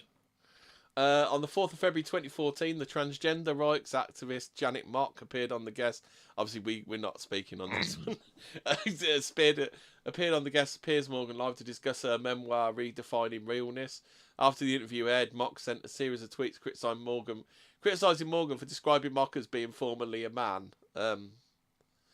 And Morgan had never been treated. So it's not all bad, just what you're saying. Yeah, we'll just, that was said. So that was said, and that's all we'll say about that. I mean, here at Fortean Towers, we strongly disavow anything that Piers Morgan would say. Yeah. And the views of Piers Morgan don't reflect our own. Yeah. Especially to the Chinese. We love Winnie the Pooh, don't we? Yeah.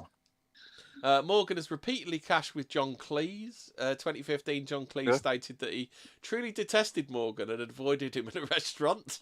He also said he thought Morgan was in jail, erroneously stating that Morgan admitted to authorising phone hacking. Morgan responded that the revulsion between them was mutual. When Cleese's tweet about detesting Morgan became his most popular to date, Cleese said, clearly I must insult the slimy attention-seeking little prole more often.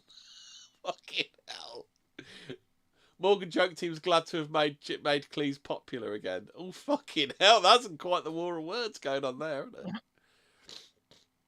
it? Ewan McGregor had a hissy fit because he disagreed with Morgan's statements on the Women's March.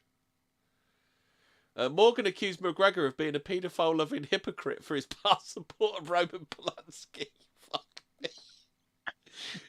To be fair, he does... Sometimes he attacks the right people, doesn't he? Yeah, speaking of Roman Polanski apologies, Quentin Tarantino's quite fond of him, and he also happens to live in Israel. Yeah. Quentin Tarantino. Tarantino lives in Israel now? Yeah, and he also went to a certain island. Oh, okay then. So, and then we can just talk about his current wife, which she needs no talking about. It's no mentioning, really, does she? She's quite a fan of anybody who isn't Piers Morgan. Oh God, did you know he guest presented 8 episodes of The Right Stuff? Blimey. Oh, I remember the toss pot that was on there.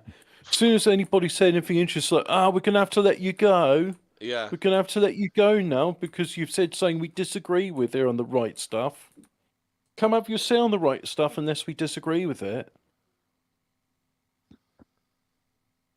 Such a scumbag. There we go. Oh, did you know, did you know Piers Morgan wrote Philip Schofield's autobiography? To Dream a Dream, The Amazing Life of Philip Schofield. It was written in 1992. Not surprised at all.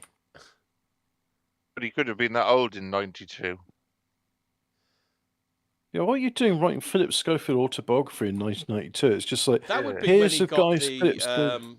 To Dream a Dream. So that means when he got the Joseph and the Technicolor Dream gig, weren't it? Yeah. When he took And over also when he took over from Jason Donovan. And when he got that gig, it was quite obvious that he was gay. It was no surprise after that when he came out. But remembering we do love our gays in this on this show. Yeah. There's nothing wrong with it. Well, you know, apart from a few. Apart from the farts. And the bumming, but and the venereal disease. Apart from that, yes. Who was the bloke that kept swearing on there? They weren't. Someone called Alan Robert, Sean who's known Ryder. as the French Spider-Man. That was who was swearing on This Morning Britain. The French Spider-Man. Yeah. So Morgan asked Robert, "You've done 100 big climbs, now skyscrapers. How many times have you thought I might die here? How many times have you thought there might be the moment of fall?" Well, many times. The thing is, as long as you're not falling, it's just like a fucking warning. You're falling. I'm quite good. I'm just saving my ass. Another time, Robert replied, "I think if I wasn't doing that side of stuff, life would be boring. You know, I need to feel pretty much dead to feel like that I'm fucking alive." And this was at 10 o'clock in the morning. No, it would have been like This Morning Britain. That's between like about 7 and 9, isn't it? That was on between. Yeah. So the kids were eating their Rice Krispies, hearing this fucking potty mouth French knobhead spouting off.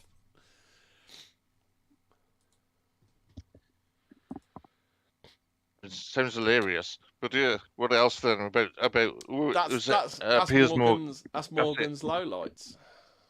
Morgan's. That's pretty good. So this week's episode was about Piers Morgan. Just remember, however much you hate Piers Morgan, it's not enough. I don't even know how we got onto Piers Morgan, but that bloke is a scumbag, isn't he?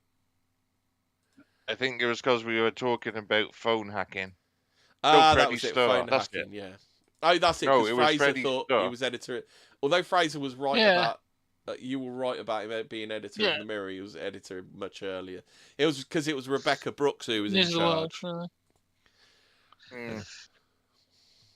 That's pretty good because we talked about Freddie Starr and then the son and then Piers Morgan or something like that. So yes, so we've done the papers all interlinked. Yeah. Yeah, look, we're like a news quiz, a topical news quiz. Yeah, only we're funny. Only we're funny. And also what's that all about? You got to have some irreverent humour because, you know, Paul Merton and such. Oh, yeah. Oh, do you want to know about spy animals? Do you remember Phil's favourite subject? Or you can't trust birds. Birds, what they do is they fly back to an area and they give all that information they've copied to the you-know-whos. Moscow neurotechnology startup Nieri, which has close links to the evil Hitler Putin regime. I just had to say that. Evil Putin. Figure. Obviously, Jeffrey Epstein now linked to it because Jeffrey Epstein is Russian, just like Putin. Everybody says so it must be true. Right? We need heavy sanctions against Russians like Jeffrey Epstein. Well, yeah, exactly. Yeah. Russia is a threat to our democracy. Yeah. All Russians like Jeffrey Epstein should be banned from the country. Did you see that William Hague thing on Twitter about him saying social media is bad for democracy or something? Yeah. Oh, William Hague, is he taking time out from his pension? Tory boy. I guess he is, yeah. Let me see if I can find a picture of young William Hague. I'll put a picture of young William Hague on. He's literally like Tory boy from that old Harry Enfield sketch. Yeah. He's like Berlusconi. Berlusconi was a good lad. You leave. What is Italian for unfuckable lard ass? Berlusconi. Wait, Berlusconi, was he the guy who said, like, to Epstein, like, at least I don't have to, like, kidnap kids? Apparently, according to Snopes, apparently he didn't say that. Oh. It was real in my mind. It was, yeah. I want it to be real. Yeah. Balling. He didn't say that, but I wish he had. Yeah, exactly. Oh yeah, do you want fucking what a weirdo. Hold on. Was it? Hold on. I'm gonna put up a picture of a young William Hague. We mentioned. Oh him. yeah, He was at a Tory. He was at a Tory conference when he was about 16, wasn't he? Yeah. Yeah. Yeah. Look at that. Look at that young scumbag. Or do you want him with the cap on? Do you remember the baseball cap? Oh my God! What a weird looking kid. He was destined for Toryism. I'm still looking at Freddie Stike. I think this is the first time I ever preferred someone to be bold. Holy shit! God. There we go. That bowling must have hit him fast then. Holy shit! I know Brooksy doesn't watch, but he looks like Brooksy's. Yeah, it does actually. You're right. Yeah. Brooksy, who's your dad? Yeah. Brooksy's William Hague's love child. Makes sense. Who's that old cunt in the background? Oh shit! It looks a bit like Tarzan. What's his name? Heseltine. No, it's not Heseltine because he's got the big thick glasses on, hasn't he? I don't know. Right. So anyway, after that, fucking look at him. What a creep. Moscow neurotechnology startup Nieri, which has close links to the evil... They didn't put evil Putin regime, which they should have put in there, has revealed a flock of pigeon biodrones, codenamed PJN-1. These are living pigeons with neural chips implanted in their brains, connecting to miniature solar-powered backpacks that house electronics, a GPS tracker, radio receivers, enabling humans to remotely control their behaviour. Nieri say their innovations make it possible for operators to steer entire flocks of pigeons across the sky with precision via remote signals. Are they going to spell out Epstein didn't kill himself? In pigeons. Dolphin in a bathtub. Yeah, they claim their birds can fly 310 miles a day and can be operated successfully as soon as their implants are installed, as no training is required. The birds, however, are easily identified, having been modified, because their electronics package and its connection to the brain implants are clearly visible. Company founder Alexander Panov is excited by the potential of these birds, explaining that they could be equipped with cameras and other instruments to carry out spy missions. Right now, the solution works on pigeons, but any bird could be used as the carrier, he says. For transporting heavier payloads, we plan to use ravens. He's also thinking about weaponising seagulls and albatrosses for marine missions. Fucking madman. It's just those poor pigeons going, kill me. Yeah. He's just going to have parrots that go, kill me. Polly wants to die. So robo bees is the next one. It's vertical farming, an intensive form of agriculture that grows plants hydroponically on vertical racks in warehouses using artificial light, is increasingly seen as the future of food production. It can grow a lot of plants close to urban areas with drastically reduced carbon footprint using a fraction of the water consumed by conventional agriculture, and so is ideal for feeding the world's increasingly vast cities. In Mega City 1 incoming. However, vertical farms can't grow any plant that isn't insect pollen. However, they can't grow any plant that is insect pollinated, as domestic honeybees cannot navigate indoors in artificial light, and the alternative pollination. Yeah, we did a whole thing on bees, didn't we? Do you remember we did the episode on bees? No. It was about how they fly. You remember that one, don't you, Hobbit? It was. I don't know if Fraser was on it. Me and you definitely did bees, didn't we? Was Hobbit gone? Oh, we did a whole thing about. Gone. We did an episode about bees, and it was actually pretty interesting. What is Fortean? What's Fortean about bees though? What was the? Oh, there's it's the way they've got homing things in them and stuff like that. Yeah, they're kind of weird. Yeah. They don't And their wings technically are too- fly, you know. Yeah. Let's see. Domestic They- honeybees and they cannot don't- they've only- navigate indoors in artificial light, and the alternative pollination by hand is expensive and time-consuming. Now, robotics researchers at the Massachusetts Institute of Technology.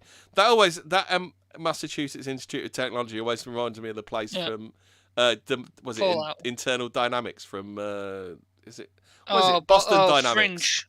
Yeah, Boston Fringe, Dynamics. It always makes me think of Boston Dynamics when I think of that. I think it was based on that, isn't it? I think so, yeah.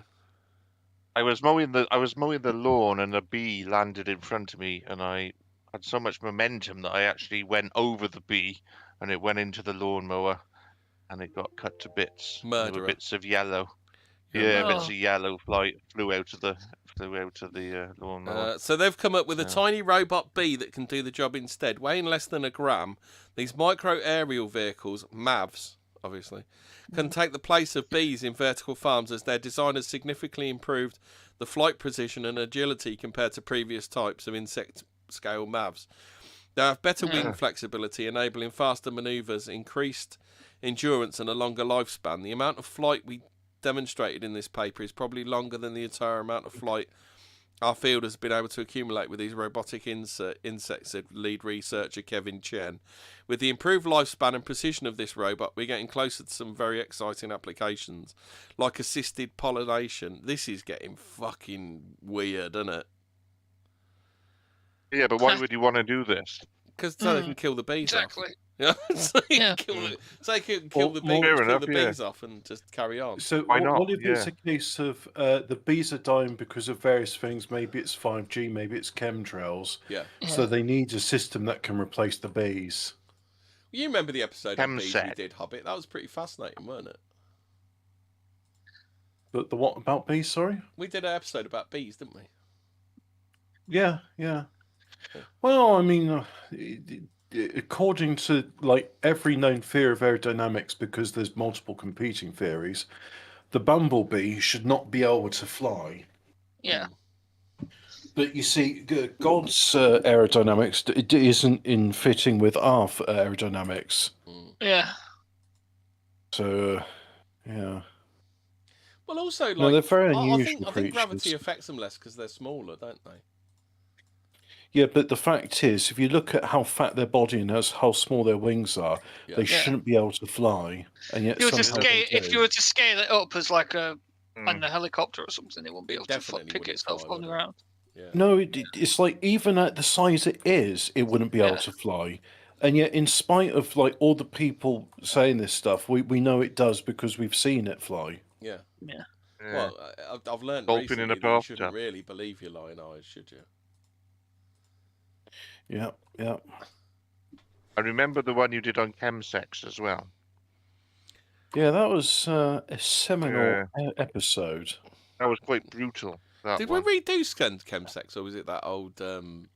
No, just it's stuck in Ian's craw. Yeah.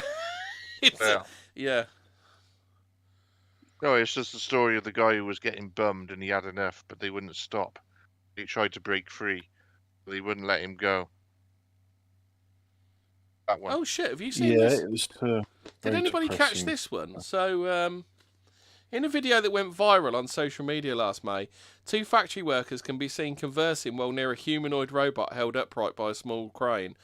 As they do so, the robot appears to start moving of its own accord, repeatedly raising its arms and bringing them down with increasing speed and violence, while walking towards the men in an apparent attempt to break away from the crane restraining it. The workers can be seen flinching away from the rampaging machine as it smashes into their desk, knocking a monitor to the floor and scattering other items before one of them successfully disables the robot by disconnecting it at the crane. It's unclear exactly when this happened or where, but it appears to be somewhere in Asia, probably South Korea. Meanwhile, the US former Tesla robotics technician Peter Hinterdobler, real name, is suing the car maker for $51 million after he was allegedly $51 million after he was allegedly knocked unconscious by a rogue robot in the company's factory in Fremont, California, in 2023. Hinterdobler, real name. That's a real person's name, really, in real life. Yep. Says he was helping an engineer dismantle a robot when the device came to life, despite being switched off and disconnected with the machine's arm, linked to an £8,000 counterbalance. Suddenly and without warning, released with great force, knocking him flying and rendering him unconscious. As a result, he's suing both Tesla and Fanuc America, the Japanese firm that built the robot, for damages. Neither company has publicly commented on the claim. In Hangzhou, China, though, robots were supposed to be lashing out. As part of the China Media Group World Robot Competition, where both fighting demonstrations and kickboxing matches between small robots. Actually, on a side note, have you seen that thing with the robot dogs where people are kicking them over and stuff?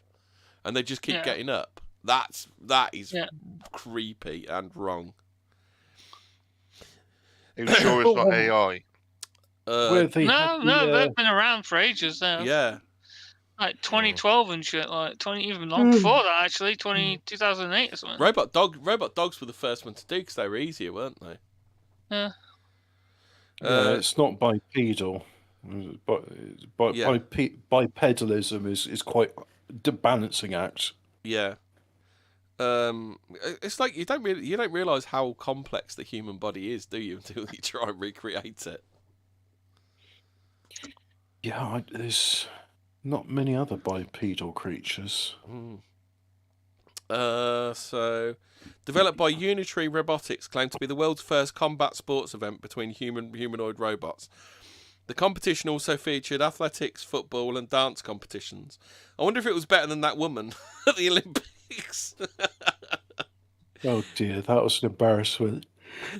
Robot that's ended the up. problem when everyone says, "Yeah, you're incredible." She's like, "Oh, I could go into the Olympics with my dancing," and nobody's like, "Yeah, love." Yeah, they just all hope at some point. Love. They just hope at some point someone will say no to her because they don't want to be the first one to let her down. One robot ended up dropping out of the 1,500 metres because its head flew off during the race. Much to the dismay of Wang Ziyi, a 19-year-old student from Beijing Union University, who was part of the team that entered the robot. Keeping the head balanced while in movement is the biggest challenge for us, he says. So, yeah, that's weird, isn't it? Well, just put a couple of extra screws in. It should be all right. Yeah. Police in Burbank, California, arrested Khalees Crowder, not Stephen Crowder, obviously, 38, in a Walmart parking lot, after reports of a man acting suspiciously in the women's department.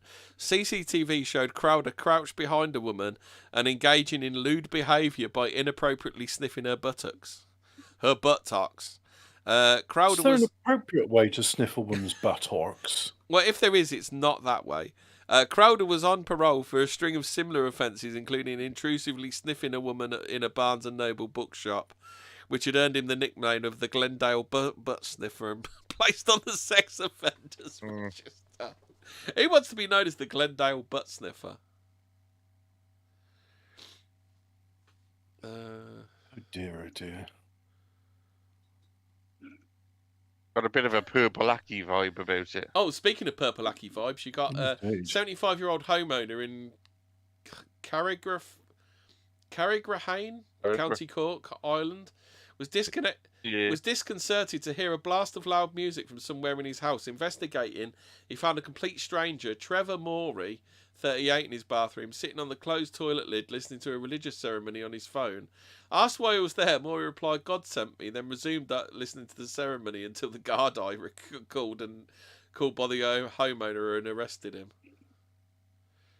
Gardaí, yeah.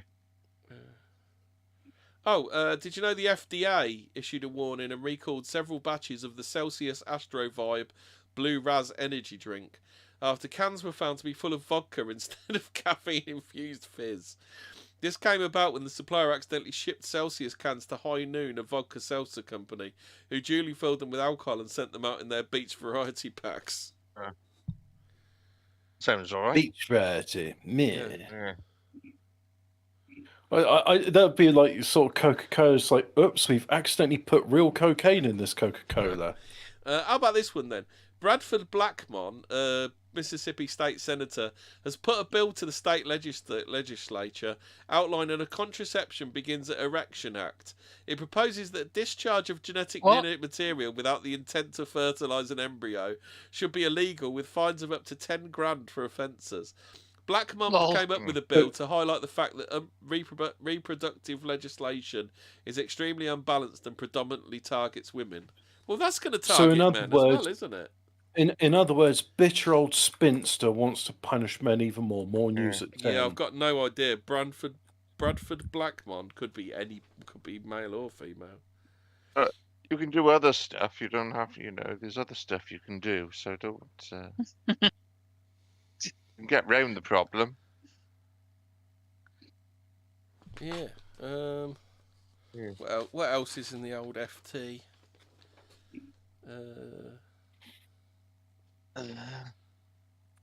Is that the current edition you've got?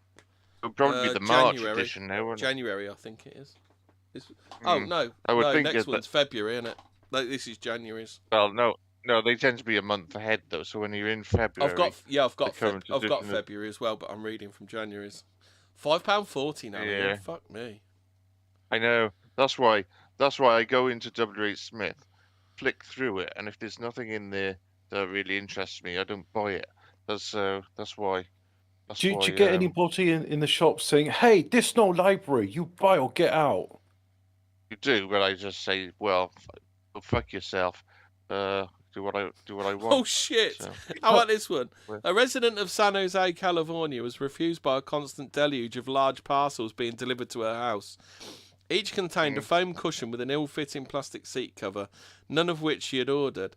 This continued for over a year, and at its peak, multiple packages were arriving every day. The homeowner turned many away, but some eluded her, resulting in a mountain of packages accumulating in her carport, making it difficult to get out the front door.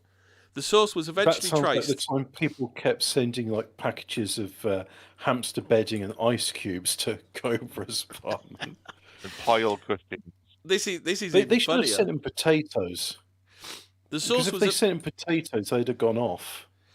The source was eventually traced to an independent seller on Amazon, gaming the system by giving out a random address on their returns hub, which had happened to be the woman's home in San Jose.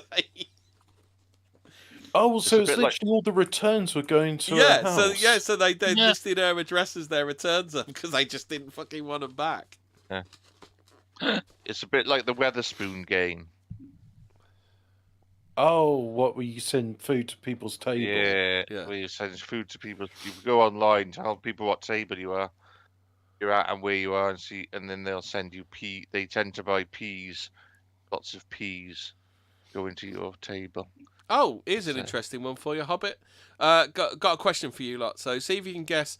The Dull Moon podcast gave a Lifetime Achievement Award to Peter Hansen, 85. Now, what did he invent? Have a guess. So his invention was in the 1970s. The dildo. No, that's been around forever, I think. I don't think you can claim inventing that.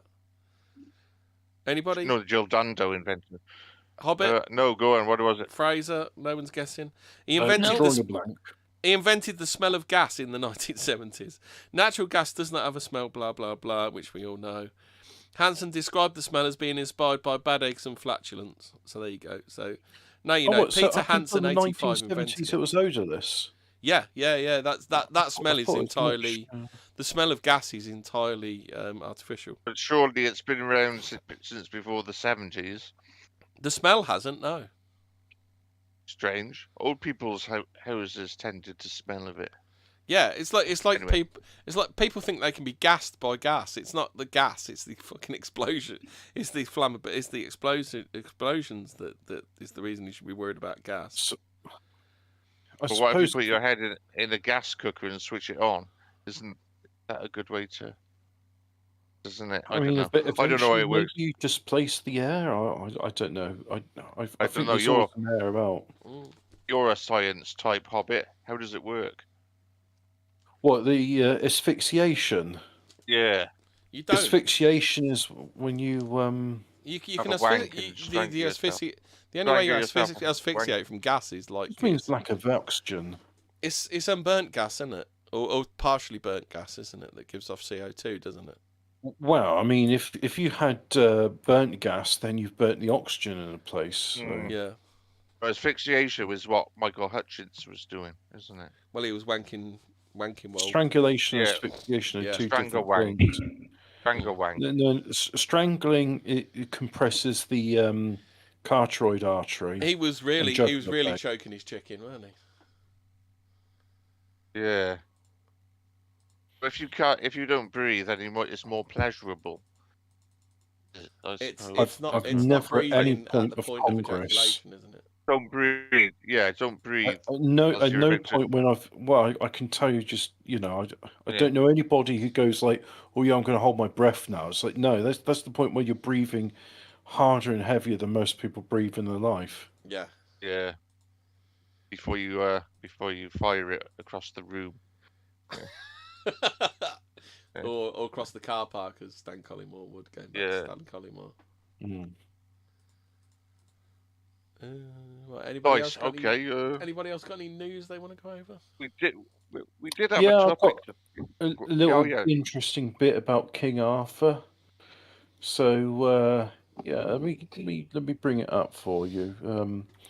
Now, the story of King Arthur may have some origins in the last Romans. So where have we got it here? Let's have a look at this, right? Oh no, that's the wrong bloody link. Oh right, that's why Ian was talking about black people. What? Yeah, that's what you sent me. You sent me the link. Yeah. So I just thought, Ian, where's this? I was talking about King Arthur. Where's this thing about black people come from? Yeah, no, I sent a link. It was from Richie's stream about. It was this black gentleman talking about how to give a woman sexual pleasure. No, so sorry about that, Ian. I didn't realise I'd sent you the wrong link. So ancient Welsh book reveals that King Arthur may have been regarded as the last Roman emperor. Oh no, you've seen this one from Richie's group, where the bloke Olive Garden cook commits suicide in the most gruesome way in kitchen. He boiled his fucking head in the deep fryer. Oh, grim. He literally saw Toxic Avenger and went, "Yep, that's for me." Yeah, in the earliest historical references to King Arthur, I want my corpse to look like a meal from Robocop. He is often associated with two serpents. His mentor Merlin finds two serpents beneath the Welsh fort of Dinas Emrys. Oh, that's a bit in Lord of the Rings, isn't it? What? Oh no, Minas Tirith. Similar. Anyway, Excalibur is described as having the design of two serpents on its hilt. The Welsh Book of Stuff refers to a twin serpent amulet that protects Arthurian. Is that what it is? The big Welsh Book of Poems, that one. The Welsh Bible. So the Welsh Book of Facts refers to the twin serpent amulet that protects Arthurian Britain. Is that as good as the Daily Mirror Book of Facts? From the Arthur's father, Ulfr, well, no, because it's not in print anymore. So, if it was so good, it would be. Yeah. Arthur's father, Ulfr, had two golden dragon figures crafted at the capital of Winchester, earning him the title of Pendragon. Why Sir Pence? Just before the Romans finally left Britain in the 400s, the Nortyria? The Nortyria dignity. That is some excellent pronunciation occurring during this. So hang on. There's no R in it, so it's the Nortyria dignity. Notitia. Oh no. Look, nobody taught me Latin in school, right? They taught me French and German, and I've regretted. Notitia. Go back. Yeah, Jordan hasn't got that problem. The arse to titty ratio is way off on this one. It was a Roman register of units in Britain at the time. What is that like? Biggest Dickus? Yeah. That's just some Roman trolling people. Records that cross serpents were the insignia of a Roman army unit that Saguntians is based in North Wales. As this was precisely the area where Dinas Emrys is situated and where the oldest. David Starkey. This is just. I do struggle with those. I do struggle with those Latin names. I do struggle with those Latin names. Yeah, as precisely the area where the Dinas Emeries is situated, where the oldest versions of the dual serpent motif appear, it is possible that with the rest of the Roman army left to defend Rome, some of the Seguntians remain behind, rather than continue to fight for a collapsing empire whose capital had fallen to the Visigoths. I mean, they all say, "I want a Goth GF," but then when the Visigoth comes and they act Shall all we scared. remind ourselves of Alan Brazil's finest moment on radio? David Starkey's been in something recently. Portugal take on Greece in the big opener. Now let's get a Greek point of view from the Greek daily newspaper, Eleftheris Typos. Goodness me, I hope I pronounced that right. And let's say a very good morning to the next guest, George Georgakopoulos. George, I'm sorry, I'm struggling with Greek. I always have struggled with Greek names, George. Good morning. Good morning. You didn't do too badly. I just love the guy when he says that you didn't do too badly at the end. So, one of the earliest references to King Arthur, the work of the early 9th century monk Nennius, describes him as a warrior who united the feuding British tribes. Why is Hobbit like Germanic Anglo-Saxons in the year 500? Hobbit, you're on repeat. You're on repeat. Yeah, I know. It's why I took my headphones off because I couldn't bear to hear myself. It's gone now. It's gone now. Yeah, that's because he's got his headphones back on. He reveals that Arthur was ultimately a successor to Ambrosius Aurelius, a high-ranking Roman officer, Biggest Dickus. with whom Biggest Dickus was a high-ranking officer. He promised Bridesman gold, didn't he? Everard did. The funny thing about that scene was that the actors in it was told, look,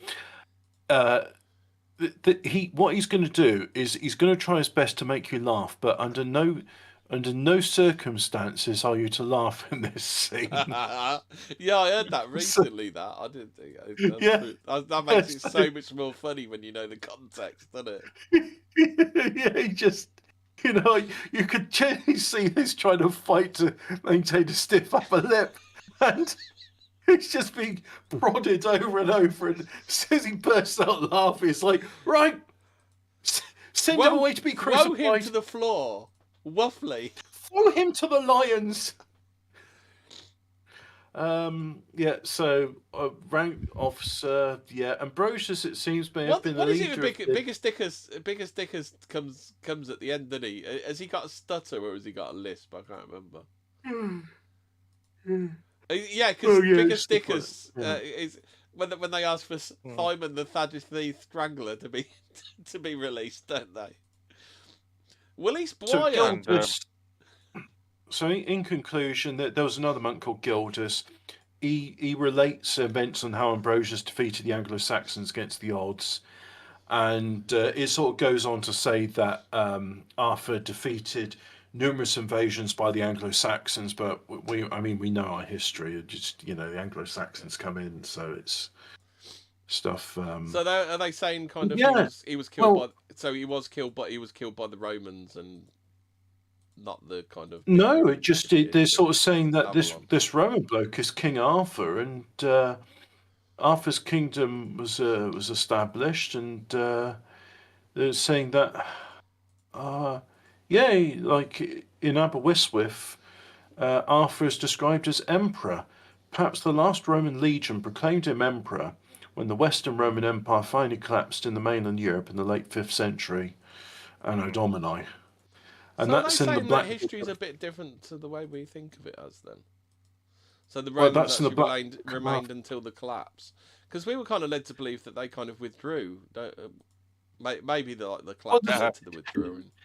The thing is, and I've been told this before, right? But the Roman 9th Legion, they were a Welsh legion, so I'm not sure if this Segunditius is a 9th Legion.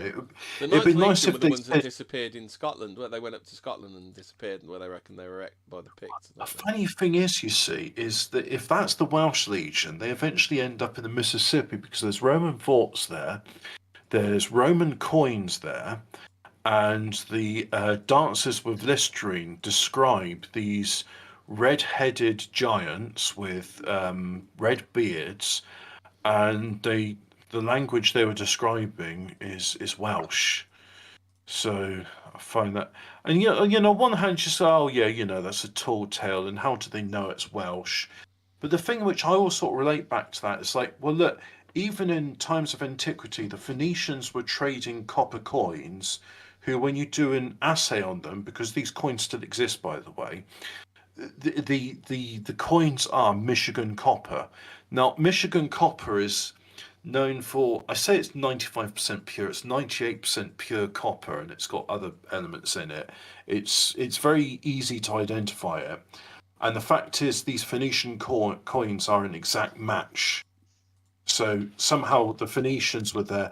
And you're thinking, yeah, but Hobbit, all you've done is listed 2 points, which, may be coincidence. Maybe the Phoenicians just happened to have a form of purifying copper back then, even though we haven't got any evidence for that. Well, the another thing which I find which correlates with that is when you look into the tombs of the pharaohs, and they have things like tobacco, chocolate, and cocaine in them. Ginger and mummies. As far as we know, well, coca leaves, not cocaine. There's ginger mummies as well, aren't there? And cocoa beans, yeah.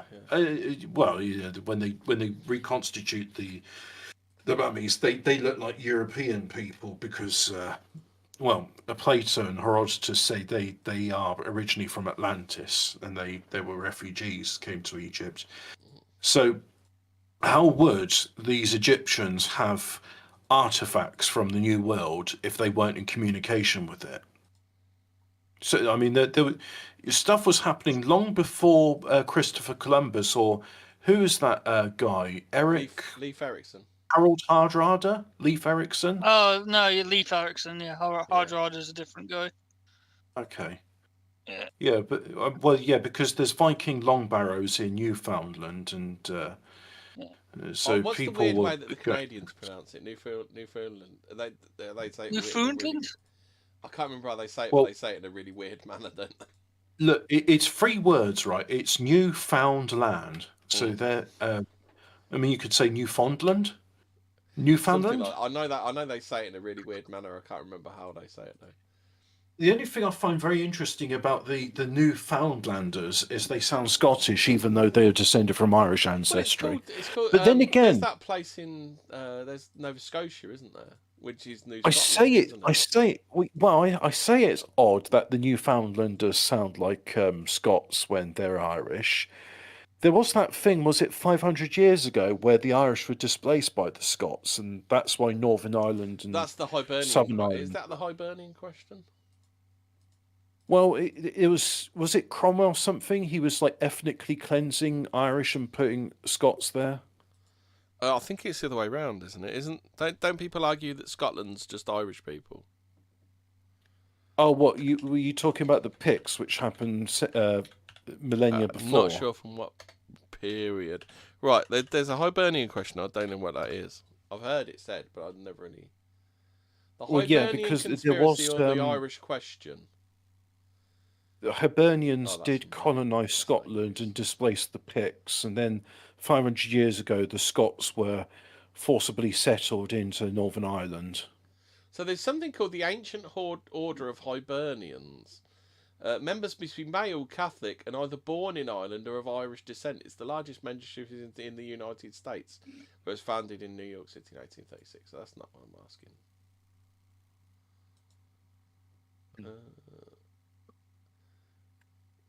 Where is it? This one ain't working neither. Fuck it. Why are they so? Why are they so bad? Why are search engines so bad? They are pretty shit, aren't they? Yeah. Yeah, it's just advertising. That's all it is, now, isn't it? Even DuckDuckGo used to get kind of all right. Even that's getting polluted now. Dead internet theory. Yeah. Look, I mean, I'm contributing to every drop of water being drained from Africa by doing this, but I use LLMs to do search queries for me now instead of search engines, because when you do it, at least you get what you asked about.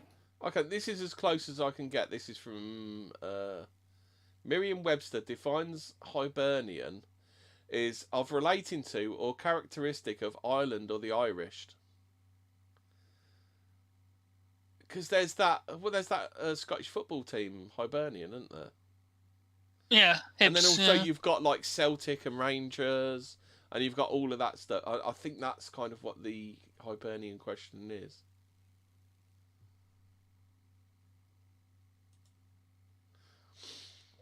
So Ireland in ancient times. Ireland in ancient times was called by the Romans Hibernia, from the word hibernus, or winter. The Romans certainly had commercial contact with the inhabitants of this island. The question arises, what did they know about the Green Island, and whether a Roman legionary appeared on the Irish coast? Okay. So it's saying here. So the Hibernian question is, according to Dimensional Lizard, that was the mass importation of English-speaking Protestants in the 1600s. Is that the plantation of Ulster? So is he? So you saying that the Hibernian question is an Irish question then? Yes. I don't really know much about the communication between Ireland and Scotland. Well, then again, there was that thing, the two giants, Finn McCool and that, and the Giant's Causeway. The Giant's Causeway, which, by the way, is completely natural, except this formation of hexagonal stones doesn't appear anywhere else in the world. Completely natural. Yeah, you get completely useless. Completely, like all it is talking about like Hibs, which is a Hibernian FC, which is a football team. Tell you how this is how useless search engines are, right? Yeah. Now, navies. You know what a navy is. I know what a navy is. If you're not familiar with it, back in the 18th and 19th century, England was improving its communication links by doing canals, which were called internal navigations. And the labourers who built these canals were called navvies. And the navvies, who had a diet which was approximately 8,000 calories a day, and they moved a metric ton of earth in the process. Right. So the Hibernian question, Hobbit, is a lot of Northern Irish people have some Scottish ancestry. So it would be the other way around. So it would be Scots going into Ireland. Saying, it happened. Yeah. Cromwell did it. But you see, if I typed in the Navy diet into a search engine, it was telling me about what US Navy personnel eat, not even the Royal Navy. And it's like, look, I'm talking about navies. I'm not talking about US naval sailors. Even speech marks don't clarify stuff anymore, do they?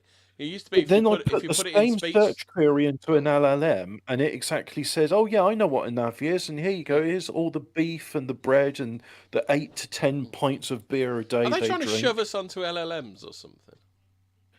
I think what's happened is, and unfortunately, because Google's the sort of search engine all the other ones tack their search results onto, because it's been so Bombay-ified and it's all shit because of search engine optimization, it now doesn't, it's just not fit for purpose, like anything else India makes. It's been enshittified, as they call the Bombay-ification. Anything they touch, it all turns the same. You now get an unusable product. What it's like how iPhones made in India all have feces. What was that search term that was off everywhere except for if you put it in Hindu? It was a search term recently where if you searched for it, you wouldn't get a result. Whereas if you put it in Hindu, you'd get a result. Oh, it was something politically incorrect. Yeah, and was, if you type it in Hindi, it comes up because... Yeah. They're allowed to have proper search terms, but if you put it in English, then no happening. Yeah. Oh, apparently there's Grokpedia now. I haven't had a look at Grokpedia. It's text only at the moment. It's not multimedia. Let's have a look. And if you type Google into Google, you'll break the internet. Yeah, it's like when you move my computer into a recycle bin. Yeah. Is that true? Except it's not called my computer anymore, is it? It's called this computer or just computer. Yeah, I can't remember. It's not because I'm on Windows 10 at the moment. I just kind of like do my I'm on Android everyday stuff on Windows 11. Yeah, they changed it to this PC because it's no longer your computer. Exactly. The Interdimensionalist has said because it's no longer your computer. No, it's Wernham Hogg's computer. Well, you know what? If it ain't my computer, I ain't paying for it. Stick that in your fucking diseased penis, Bill Gates. Ugh. Yeah. Yeah, that was a fun story. Yeah, what a wonderful man he is. What if the jab was really so Bill Gates could surreptitiously put antibiotics into his missus? Do you think, like, when Jeffrey Epstein finally pops his clogs, like, Jeffrey Dahmer and Dennis Nielsen are going to be his cellmates in hell? That'd be like the Three Stooges, like in South Park. Oh, God. Ugh. Oh, no. Oh, dear, oh, dear. Apparently, someone said they heard Jeffrey Epstein talk for the first time recently, and he sounds like Mort from Family Guy. He's very Russian, isn't he? He's very Russian sounding. He sounds like a KGB agent. Yeah. Exactly. Yeah. Took the words out of my mouth. Because Mort from Family Guy, he was Russian, wasn't he? Well, they always said he was a KGB agent, that Mort Goldstein. Yeah. Oh no, sorry, it was Mort Goldbaum. Goldbaum, was it? I don't remember. Yeah, it's a KGB name, Goldbaum. Goldbaum, you definite KGB. Just remember, it's don't believe your lying eyes. They're all Russians. Mm. Right, it's 9 o'clock. Any more for any more? Free Eye Atlas, it's still doing unusual stuff, but the aliens haven't come yet, so really, what's taken them so fucking long? What's your theory? What if it is a comet, but it's got rockets installed in it? Well, then it's an artificial... it's like saying, what if somebody put, like, rockets on the pyramid? It's like, well, you can tell it's artificial then. It's like, well, what if I put, like, a grenade under this boulder? Well, then somebody's interfered with it. It's no longer natural. Oh, what was that pyramid you were talking about earlier when we were talking on the phone? Oh, yeah. So in Rome, there's this pyramid, which when I first saw it, I thought, oh, that's from probably 100 years old. It's what's its name? Something Benito Mussolini must have put up. Yeah. No, it dates back to 12 BC, and it's a magistrate, Cato Crassus, that erected it, and it's called pyramid, but in Italian, so piramidi. Piramidi. Yeah. Well, Italians, they insist on saying things in the wrong way because they're Italian. As Family Guy would say, Italians, they're not like Jews. I said to my mate, right? He's got a master's degree in blacksmithing, and I said, "Have you ever done any welding?" And he got all sort of hoity-toity about it. It's like you do realize I got a degree in blacksmith. It's like, so is that a yes or a no? He says, yes, I do know how to use a MIG welder. And I was like, right, my total experience of welding amounts to half an hour. So, and I'm not saying this to be facetious or anything. I'm qualified to be a welder for Ferrari. I've looked at their welds, and my welds are better than the ones that the Ferrari engineers. Ferrari engineers. Is that the production engineers or the F1 engineers? The craftsmen at Ferrari, I can do as good a job as them. No, I can do a better job than them when it comes to welding. To be fair, you're probably better than a Ferrari electrician because they can't even plumb in a fucking radio, can they? Oh, you're asking too much there. What, putting a plug into the socket? The rest of Europe, right, they've all looked at what France and Germany have done, and they've got this sort of compromise connector. So I think it's the Germans have the earth pin sticking out, so the earth pin's a socket, which, is kind of good because it means if you need to be earthed, you can touch that pin. Yeah. And the French, I think the French one is where you've got the earth pins are two bits on the other side. So the compromise is a round plug, which the earth pin can go in, and it's also got two exposed earth bits either side. But the Italians look at that and just gone, nah, we're not going to do that. What we're going to do is we're going to use the really sort of dodgy two-prong connector that's wobbly, and we're going to stick a third pin in the middle to be the earth. That'll be fine. Yeah, I think I've seen one of those. It's still better than the Yanks. They're still on the two-wire system, aren't they? I used a travel Defdapter when I was in Italy, and it does sort of work with the Italian thing, but as soon as you look at as soon as you look at it, it wobbles out of the thing, which is like, oh, okay, I guess I'm not charging my phone up from that socket then. Oh dear. Right, so I think we're all done for tonight. Surprising show. Yeah. I didn't think we were going to talk about Piers Morgan for an hour, but there you go. Piers Morgan must be talked about. He is Fortean, isn't he, Piers Morgan? He has the Fortean ability to annoy anybody within hearing distance, doesn't he? Dolphin in a bathtub. He has the paranormal ability to be wrong on every subject, doesn't he? Oh, he's like that stock market guy, where as soon as he says buy something, that's the time to sell it. Yeah, unless it's Vigland shares. He knows all about them. No, I'm just trying to think. There's this guy. Is his name Kramer or something? Yeah, I think it is Kramer. Yeah. Yeah, he's world renowned for being like a shit, isn't he? I almost get a feeling like he's pumped this information. It's like, okay, go on your show and tell people to buy this stock. And he's on CNBC. In a minute. Oh yeah. Yeah. Isn't it MSNBC? Yeah. CNBC? Is that a channel? Isn't it MSNBC? Yeah, MSNBC. That's the news network. Yeah. Let's have a look. No, he's on CNBC. Stock markets, business news. Consumer News and Business Channel. Is that the new name for MSNBC?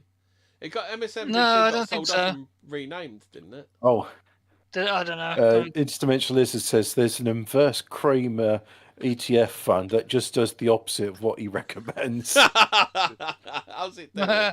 Oh shit! No, MSNBC is now MS Now, isn't it? It's not allowed to be called MSNBC anymore, is it? Why? Basically, they're passing it off to get rid of it because of some buy-up or another. All right. Is it? It's Am not I Fox, right in is it? thinking it used No, to be not called Fox, MSNBC because Netflix it and Warner Microsoft Brothers. It's not Warner Network Brothers, is it? Broadcasting Corporation? What's that? Is that what the letters stand for? What? Am I right in thinking MSNBC stands for Microsoft Broadcasting Network Corporation? I think it was Microsoft. Yeah. So is this like when Jeff Bezos bought? What was the newspaper he bought? The Washington Post. That's it.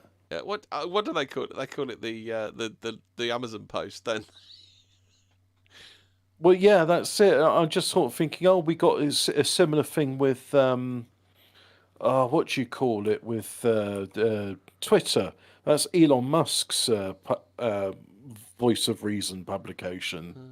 So, okay then. So, the channel was established in 1996 as MSNBC, a joint venture between NBC News and Microsoft. So, NBC News is NBC Universal News Group. So that's I don't know something back. Is it National Broadcasting something? I don't know. Whatever it was. The National Broadcasting Company. So that used to be NBC, and then MSN did a joint venture. So it used to be MSNBC, and then so what happened? So Microsoft divested the stake in the TV channel in 2005, followed by the website in 2012. The website was subsequently rebranded as NBCnews.com and MSNBC.com. Was later taken over by the cable channel's editorial staff. Where's the MSNBC to now? In November 2025, MSN Now was the second most watched cable news network. They must have got rid of who's that fucking cow that used to be on there? What was her name? Rachel Maddow. Rachel Maddow, weren't it? Yeah. They must have binned her. Yep. Oh, Keith Olbermann. He's got great stage 4. Stage 4 TDS, and Keith Olbermann. Have you ever seen him on Twitter? It's terminal. Yeah. Yeah.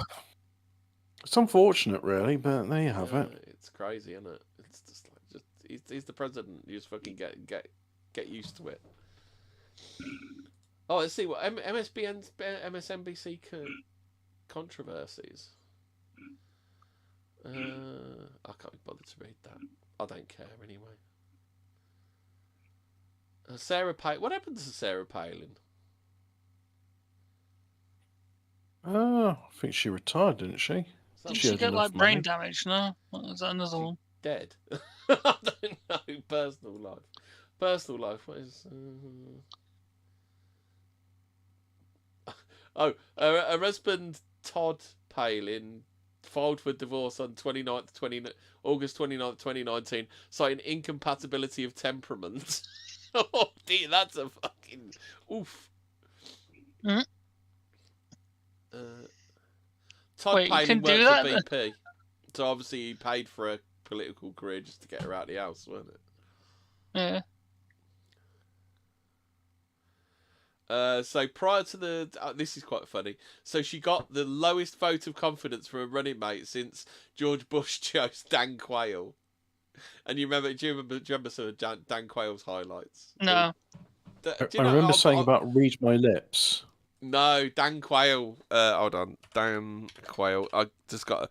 Whenever I talk about Dan Quayle, I've got to mention his quotes. He's the one who spelt potato, Potatoe. Potato. Yeah, a potato-y. Right. Let's get some Dan Quayle. I do like a Dan Quayle quote. Top 25. If we don't succeed, we run the risk of failure. Can't find anything wrong in that statement. No, I had no problem communicating with Latin American heads of state, though now I do wish I'd paid more attention to Latin when I was in high school.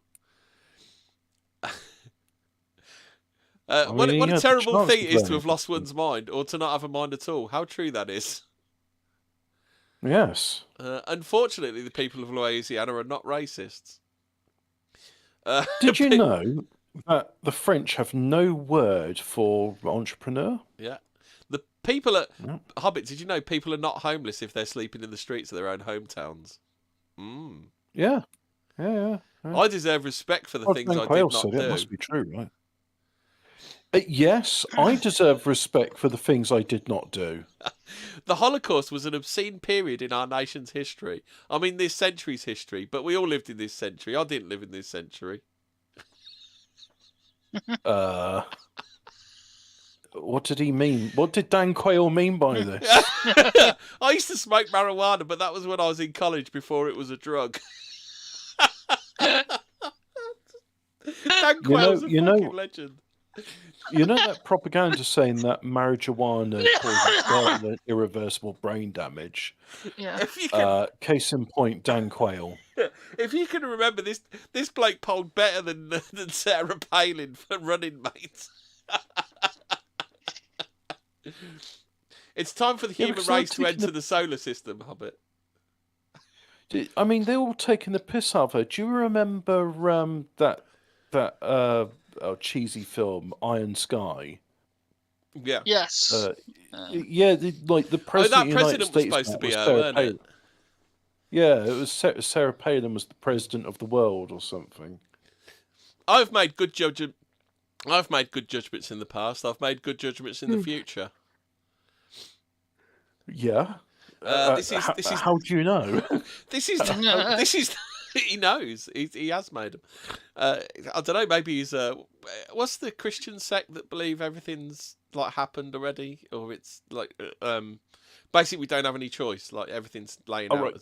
Calvinists believe in predestination. Maybe he's a Calvinist. Yeah, but they don't know. You know how complicated. Everything that happens will happen. You know how complicated the Middle East is. Well, Dan Quayle has got the Middle East on lockdown. He knows what's going on in the Middle East. So the global importance of the Middle East is that it keeps the Far East and the Near East from encroaching on each other.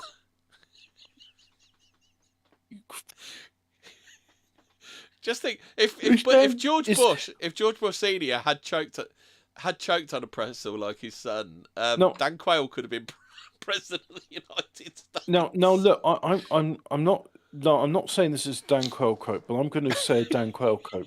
If there's like pretty women in the room, right, and you fart, what you got to do so the women don't smell it is you sniff the fart up, and that way they won't have to smell the fart. Another Dan Quayle quote. Fish is dairy because fish is protein. Yeah. Are we going to do Dan Quayle or Cobra? Is that what we're going to do? Also, you can own the just trolls think if you eat. Cobra was just as qualified as Dan Quayle to be vice president of the United States. In an alternate timeline, Cobra could have been president of the United States. I've got some great ones. This president is going to lead us out of this recovery.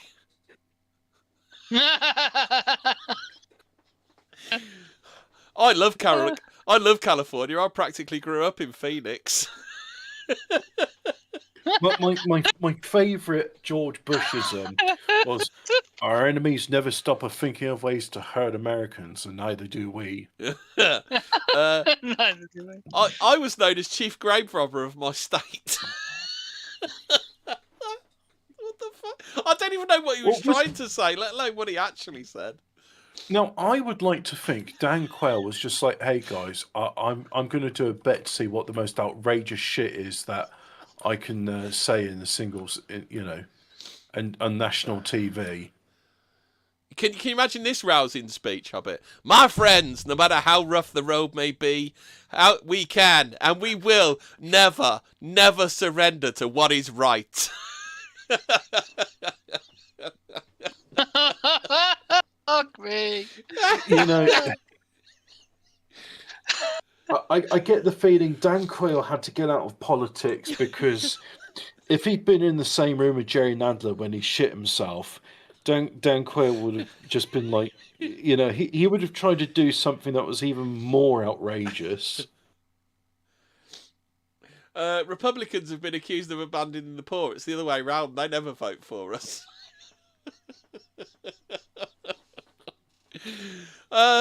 It's wonderful to be here in the great state of Chicago.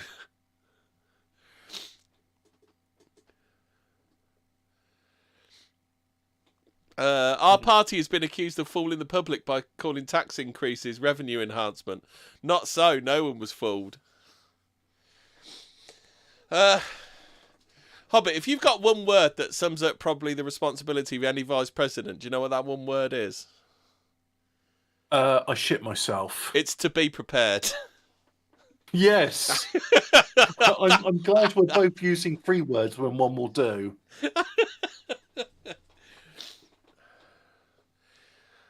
Oh dear. It would be a serious mistake to replace a seasoned statesman with a temperamental tycoon who has no respect for the Constitution.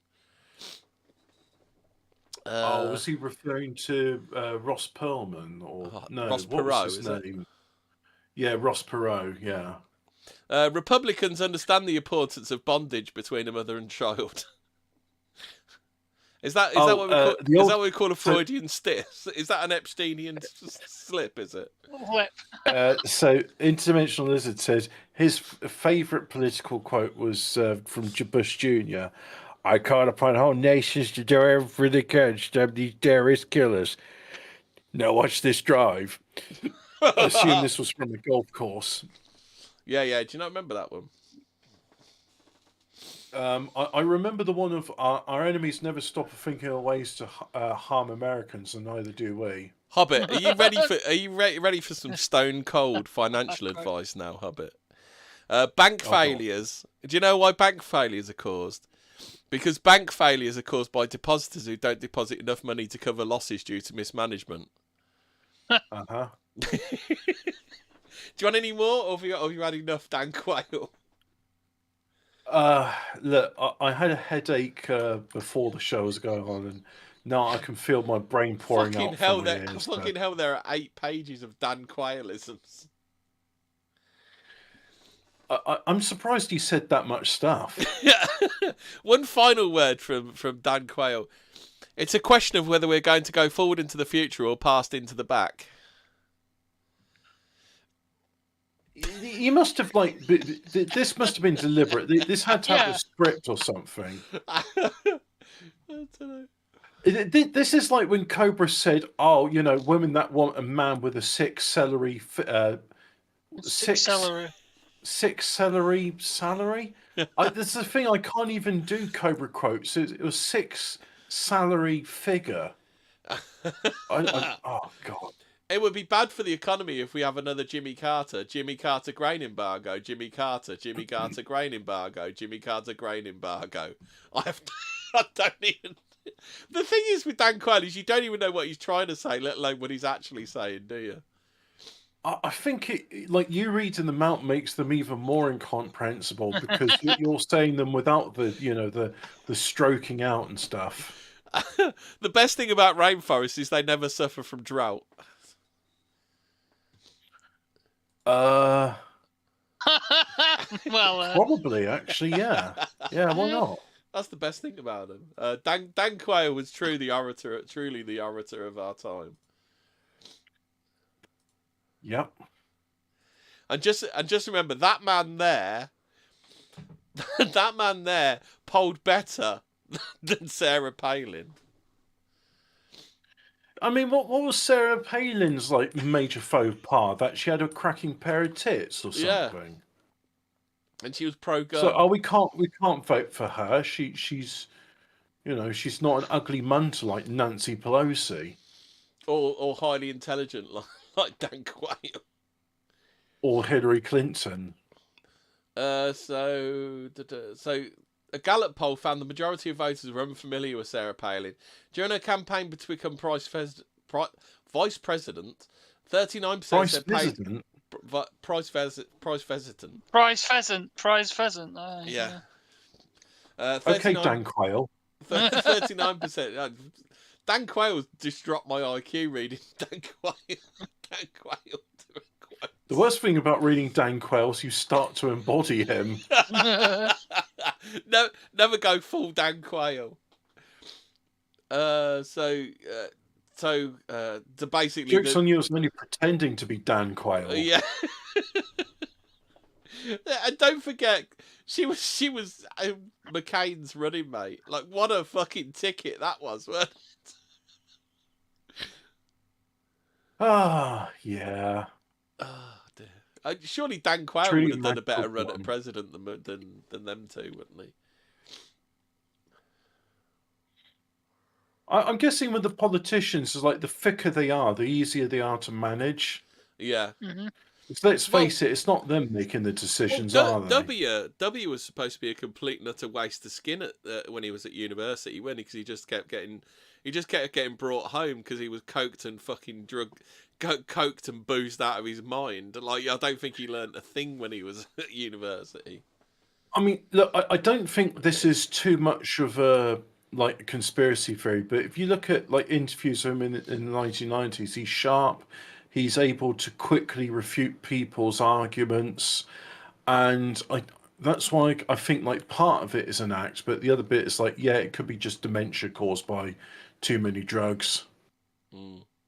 That bit of choking on the pretzel, by the way, it wasn't a pretzel. He was blind drunk and he'd fallen down and puking. But they can't say, the president of the United States is a drunkard with an alcohol problem. Wouldn't that honestly have been better than choking on a pretzel? Because I remember all the jokes about him choking on it. that is far more humiliating, choking on a pretzel. I think the Americans have this thing about alcohol. They're very, very tetchy about alcohol and alcoholism. Yeah. Because that was the thing about Boris Yeltsin. They said, Boris Yeltsin's a drunk. He's as drunk as Boris Yeltsin, which was true. He died of liver failure in the late 90s. I thought he was heart attack. Let's have a look. I think it was liver failure. Let's have a look at Boris Yeltsin. Yeah, I've heard it was cirrhosis of the liver. Preceded by... Does it tell you down the side? The side bit. Born, died. Heart disease and alcoholism. Yeltsin does suffer from heart disease during his... During his first term as president of Russia, probably continuing for the rest of his life. So heart, I think it was. He apparently often appeared drunk in public. It says as well on here. Yeah. Yeah, well, there you have it. Oh, shit. You ever heard about the time, where is it? According to former Deputy Prime Minister of Russia, Boris Nemtsov, the bizarre behaviour of Yeltsin resulted from strong drugs given to him by Kremlin doctors which were incompatible even with a small amount of alcohol. This was discussed by journalist Yelena Trugubova from the Kremlin Pool in connection with an episode during Yeltsin's visit to Stockholm in 1997. When Yeltsin suddenly started talking nonsense, he allegedly told his bemused audience that Swedish meatballs reminded him of Bjorn Borg's face, lost his balance and almost fell down on the podium after drinking a single glass of champagne. So he probably wasn't a drunk. It was like he carried on drinking even though he shouldn't have done. Here's the thing: when you have severe alcoholism and you have liver failure, even a small amount of alcohol is enough to get you like drunk because you just can't process it. So after Yeltsin's death, Michael Stahl, a Dutch neurosurgeon, said that his team had been secretly flown to Moscow to operate on Yeltsin in 1999. Yeltsin suffered from an unspecified neurological disorder that affected his sense of balance, causing him to wobble as if in a drug. So some of it might not even have been drink; it might have been brain issues. Might have been actual brain issues. Yeah, caused by alcoholism. Oh, so he made frequent stays at the nearby government sanatorium in Barvika. In October 1999, Yeltsin was hospitalised with the flu and a fever, and in the following month he was hospitalised with pneumonia just days after receiving treatment for bronchitis. So I think he was just ill. I think he was just ill in general. Yeah, alcoholism. Congestive heart failure he died of. Is that what you said? Heart failure? No, I said he died of liver failure. Liver failure. No, so it's congestive heart failure. I think it was probably like he was going to die. He weren't a well man, was he? By any state, any stretch. Well, you know, there's like it's like Casper's famous drunk. You know, did he die from alcoholism? Did he die from tooth abscess? Yeah. Did he die of a burst appendix? Well, we'll never know. Yeah. I think he died of a tooth abscess. So according to experts, they reckon the onset of Yeltsin's condition began during his visit to Jordan between 25th of March and 2nd of April. You would have thought the good weather had done him some good, wouldn't you? A bit of vitamin D in him. I can't imagine you get much vitamin D in Moscow, do you? It's not known for its sunny weather, no. Yeah. Maybe he overdosed on vitamin D. Maybe that's what really killed him. Like I bet they have less sunlight than we do, don't they, in Russia? Yeah, no, actually, the World Bank or the IMF did a survey of countries best that are most suitable for having solar power. That's it. And the worst country in the world for solar power would be Ireland because of the amount of hours of sunlight and that average they get every year. And the second worst country in the world is the United Kingdom. Russia, yeah, I mean, most of it's pretty cold and miserable, but it has a lot of areas which are hot and sunny. Not many people know this, but they grow rice and cotton in Russia. At least they used to before they completely ruined the Aral Sea with over-irrigation. So if anybody says, oh, communists care more about the environment than capitalists do, it's like, where's the Aral Sea today? Oh, that's right, it doesn't exist anymore. It's a desert. Yeah. Right, blimey, that last half hour flew by. It was 9 o'clock when I was thinking of wrapping up. Right, so I think so. It's stay spooky and don't be Dan Quayle. If you are going to be Dan Quayle, don't be Dan Quayle.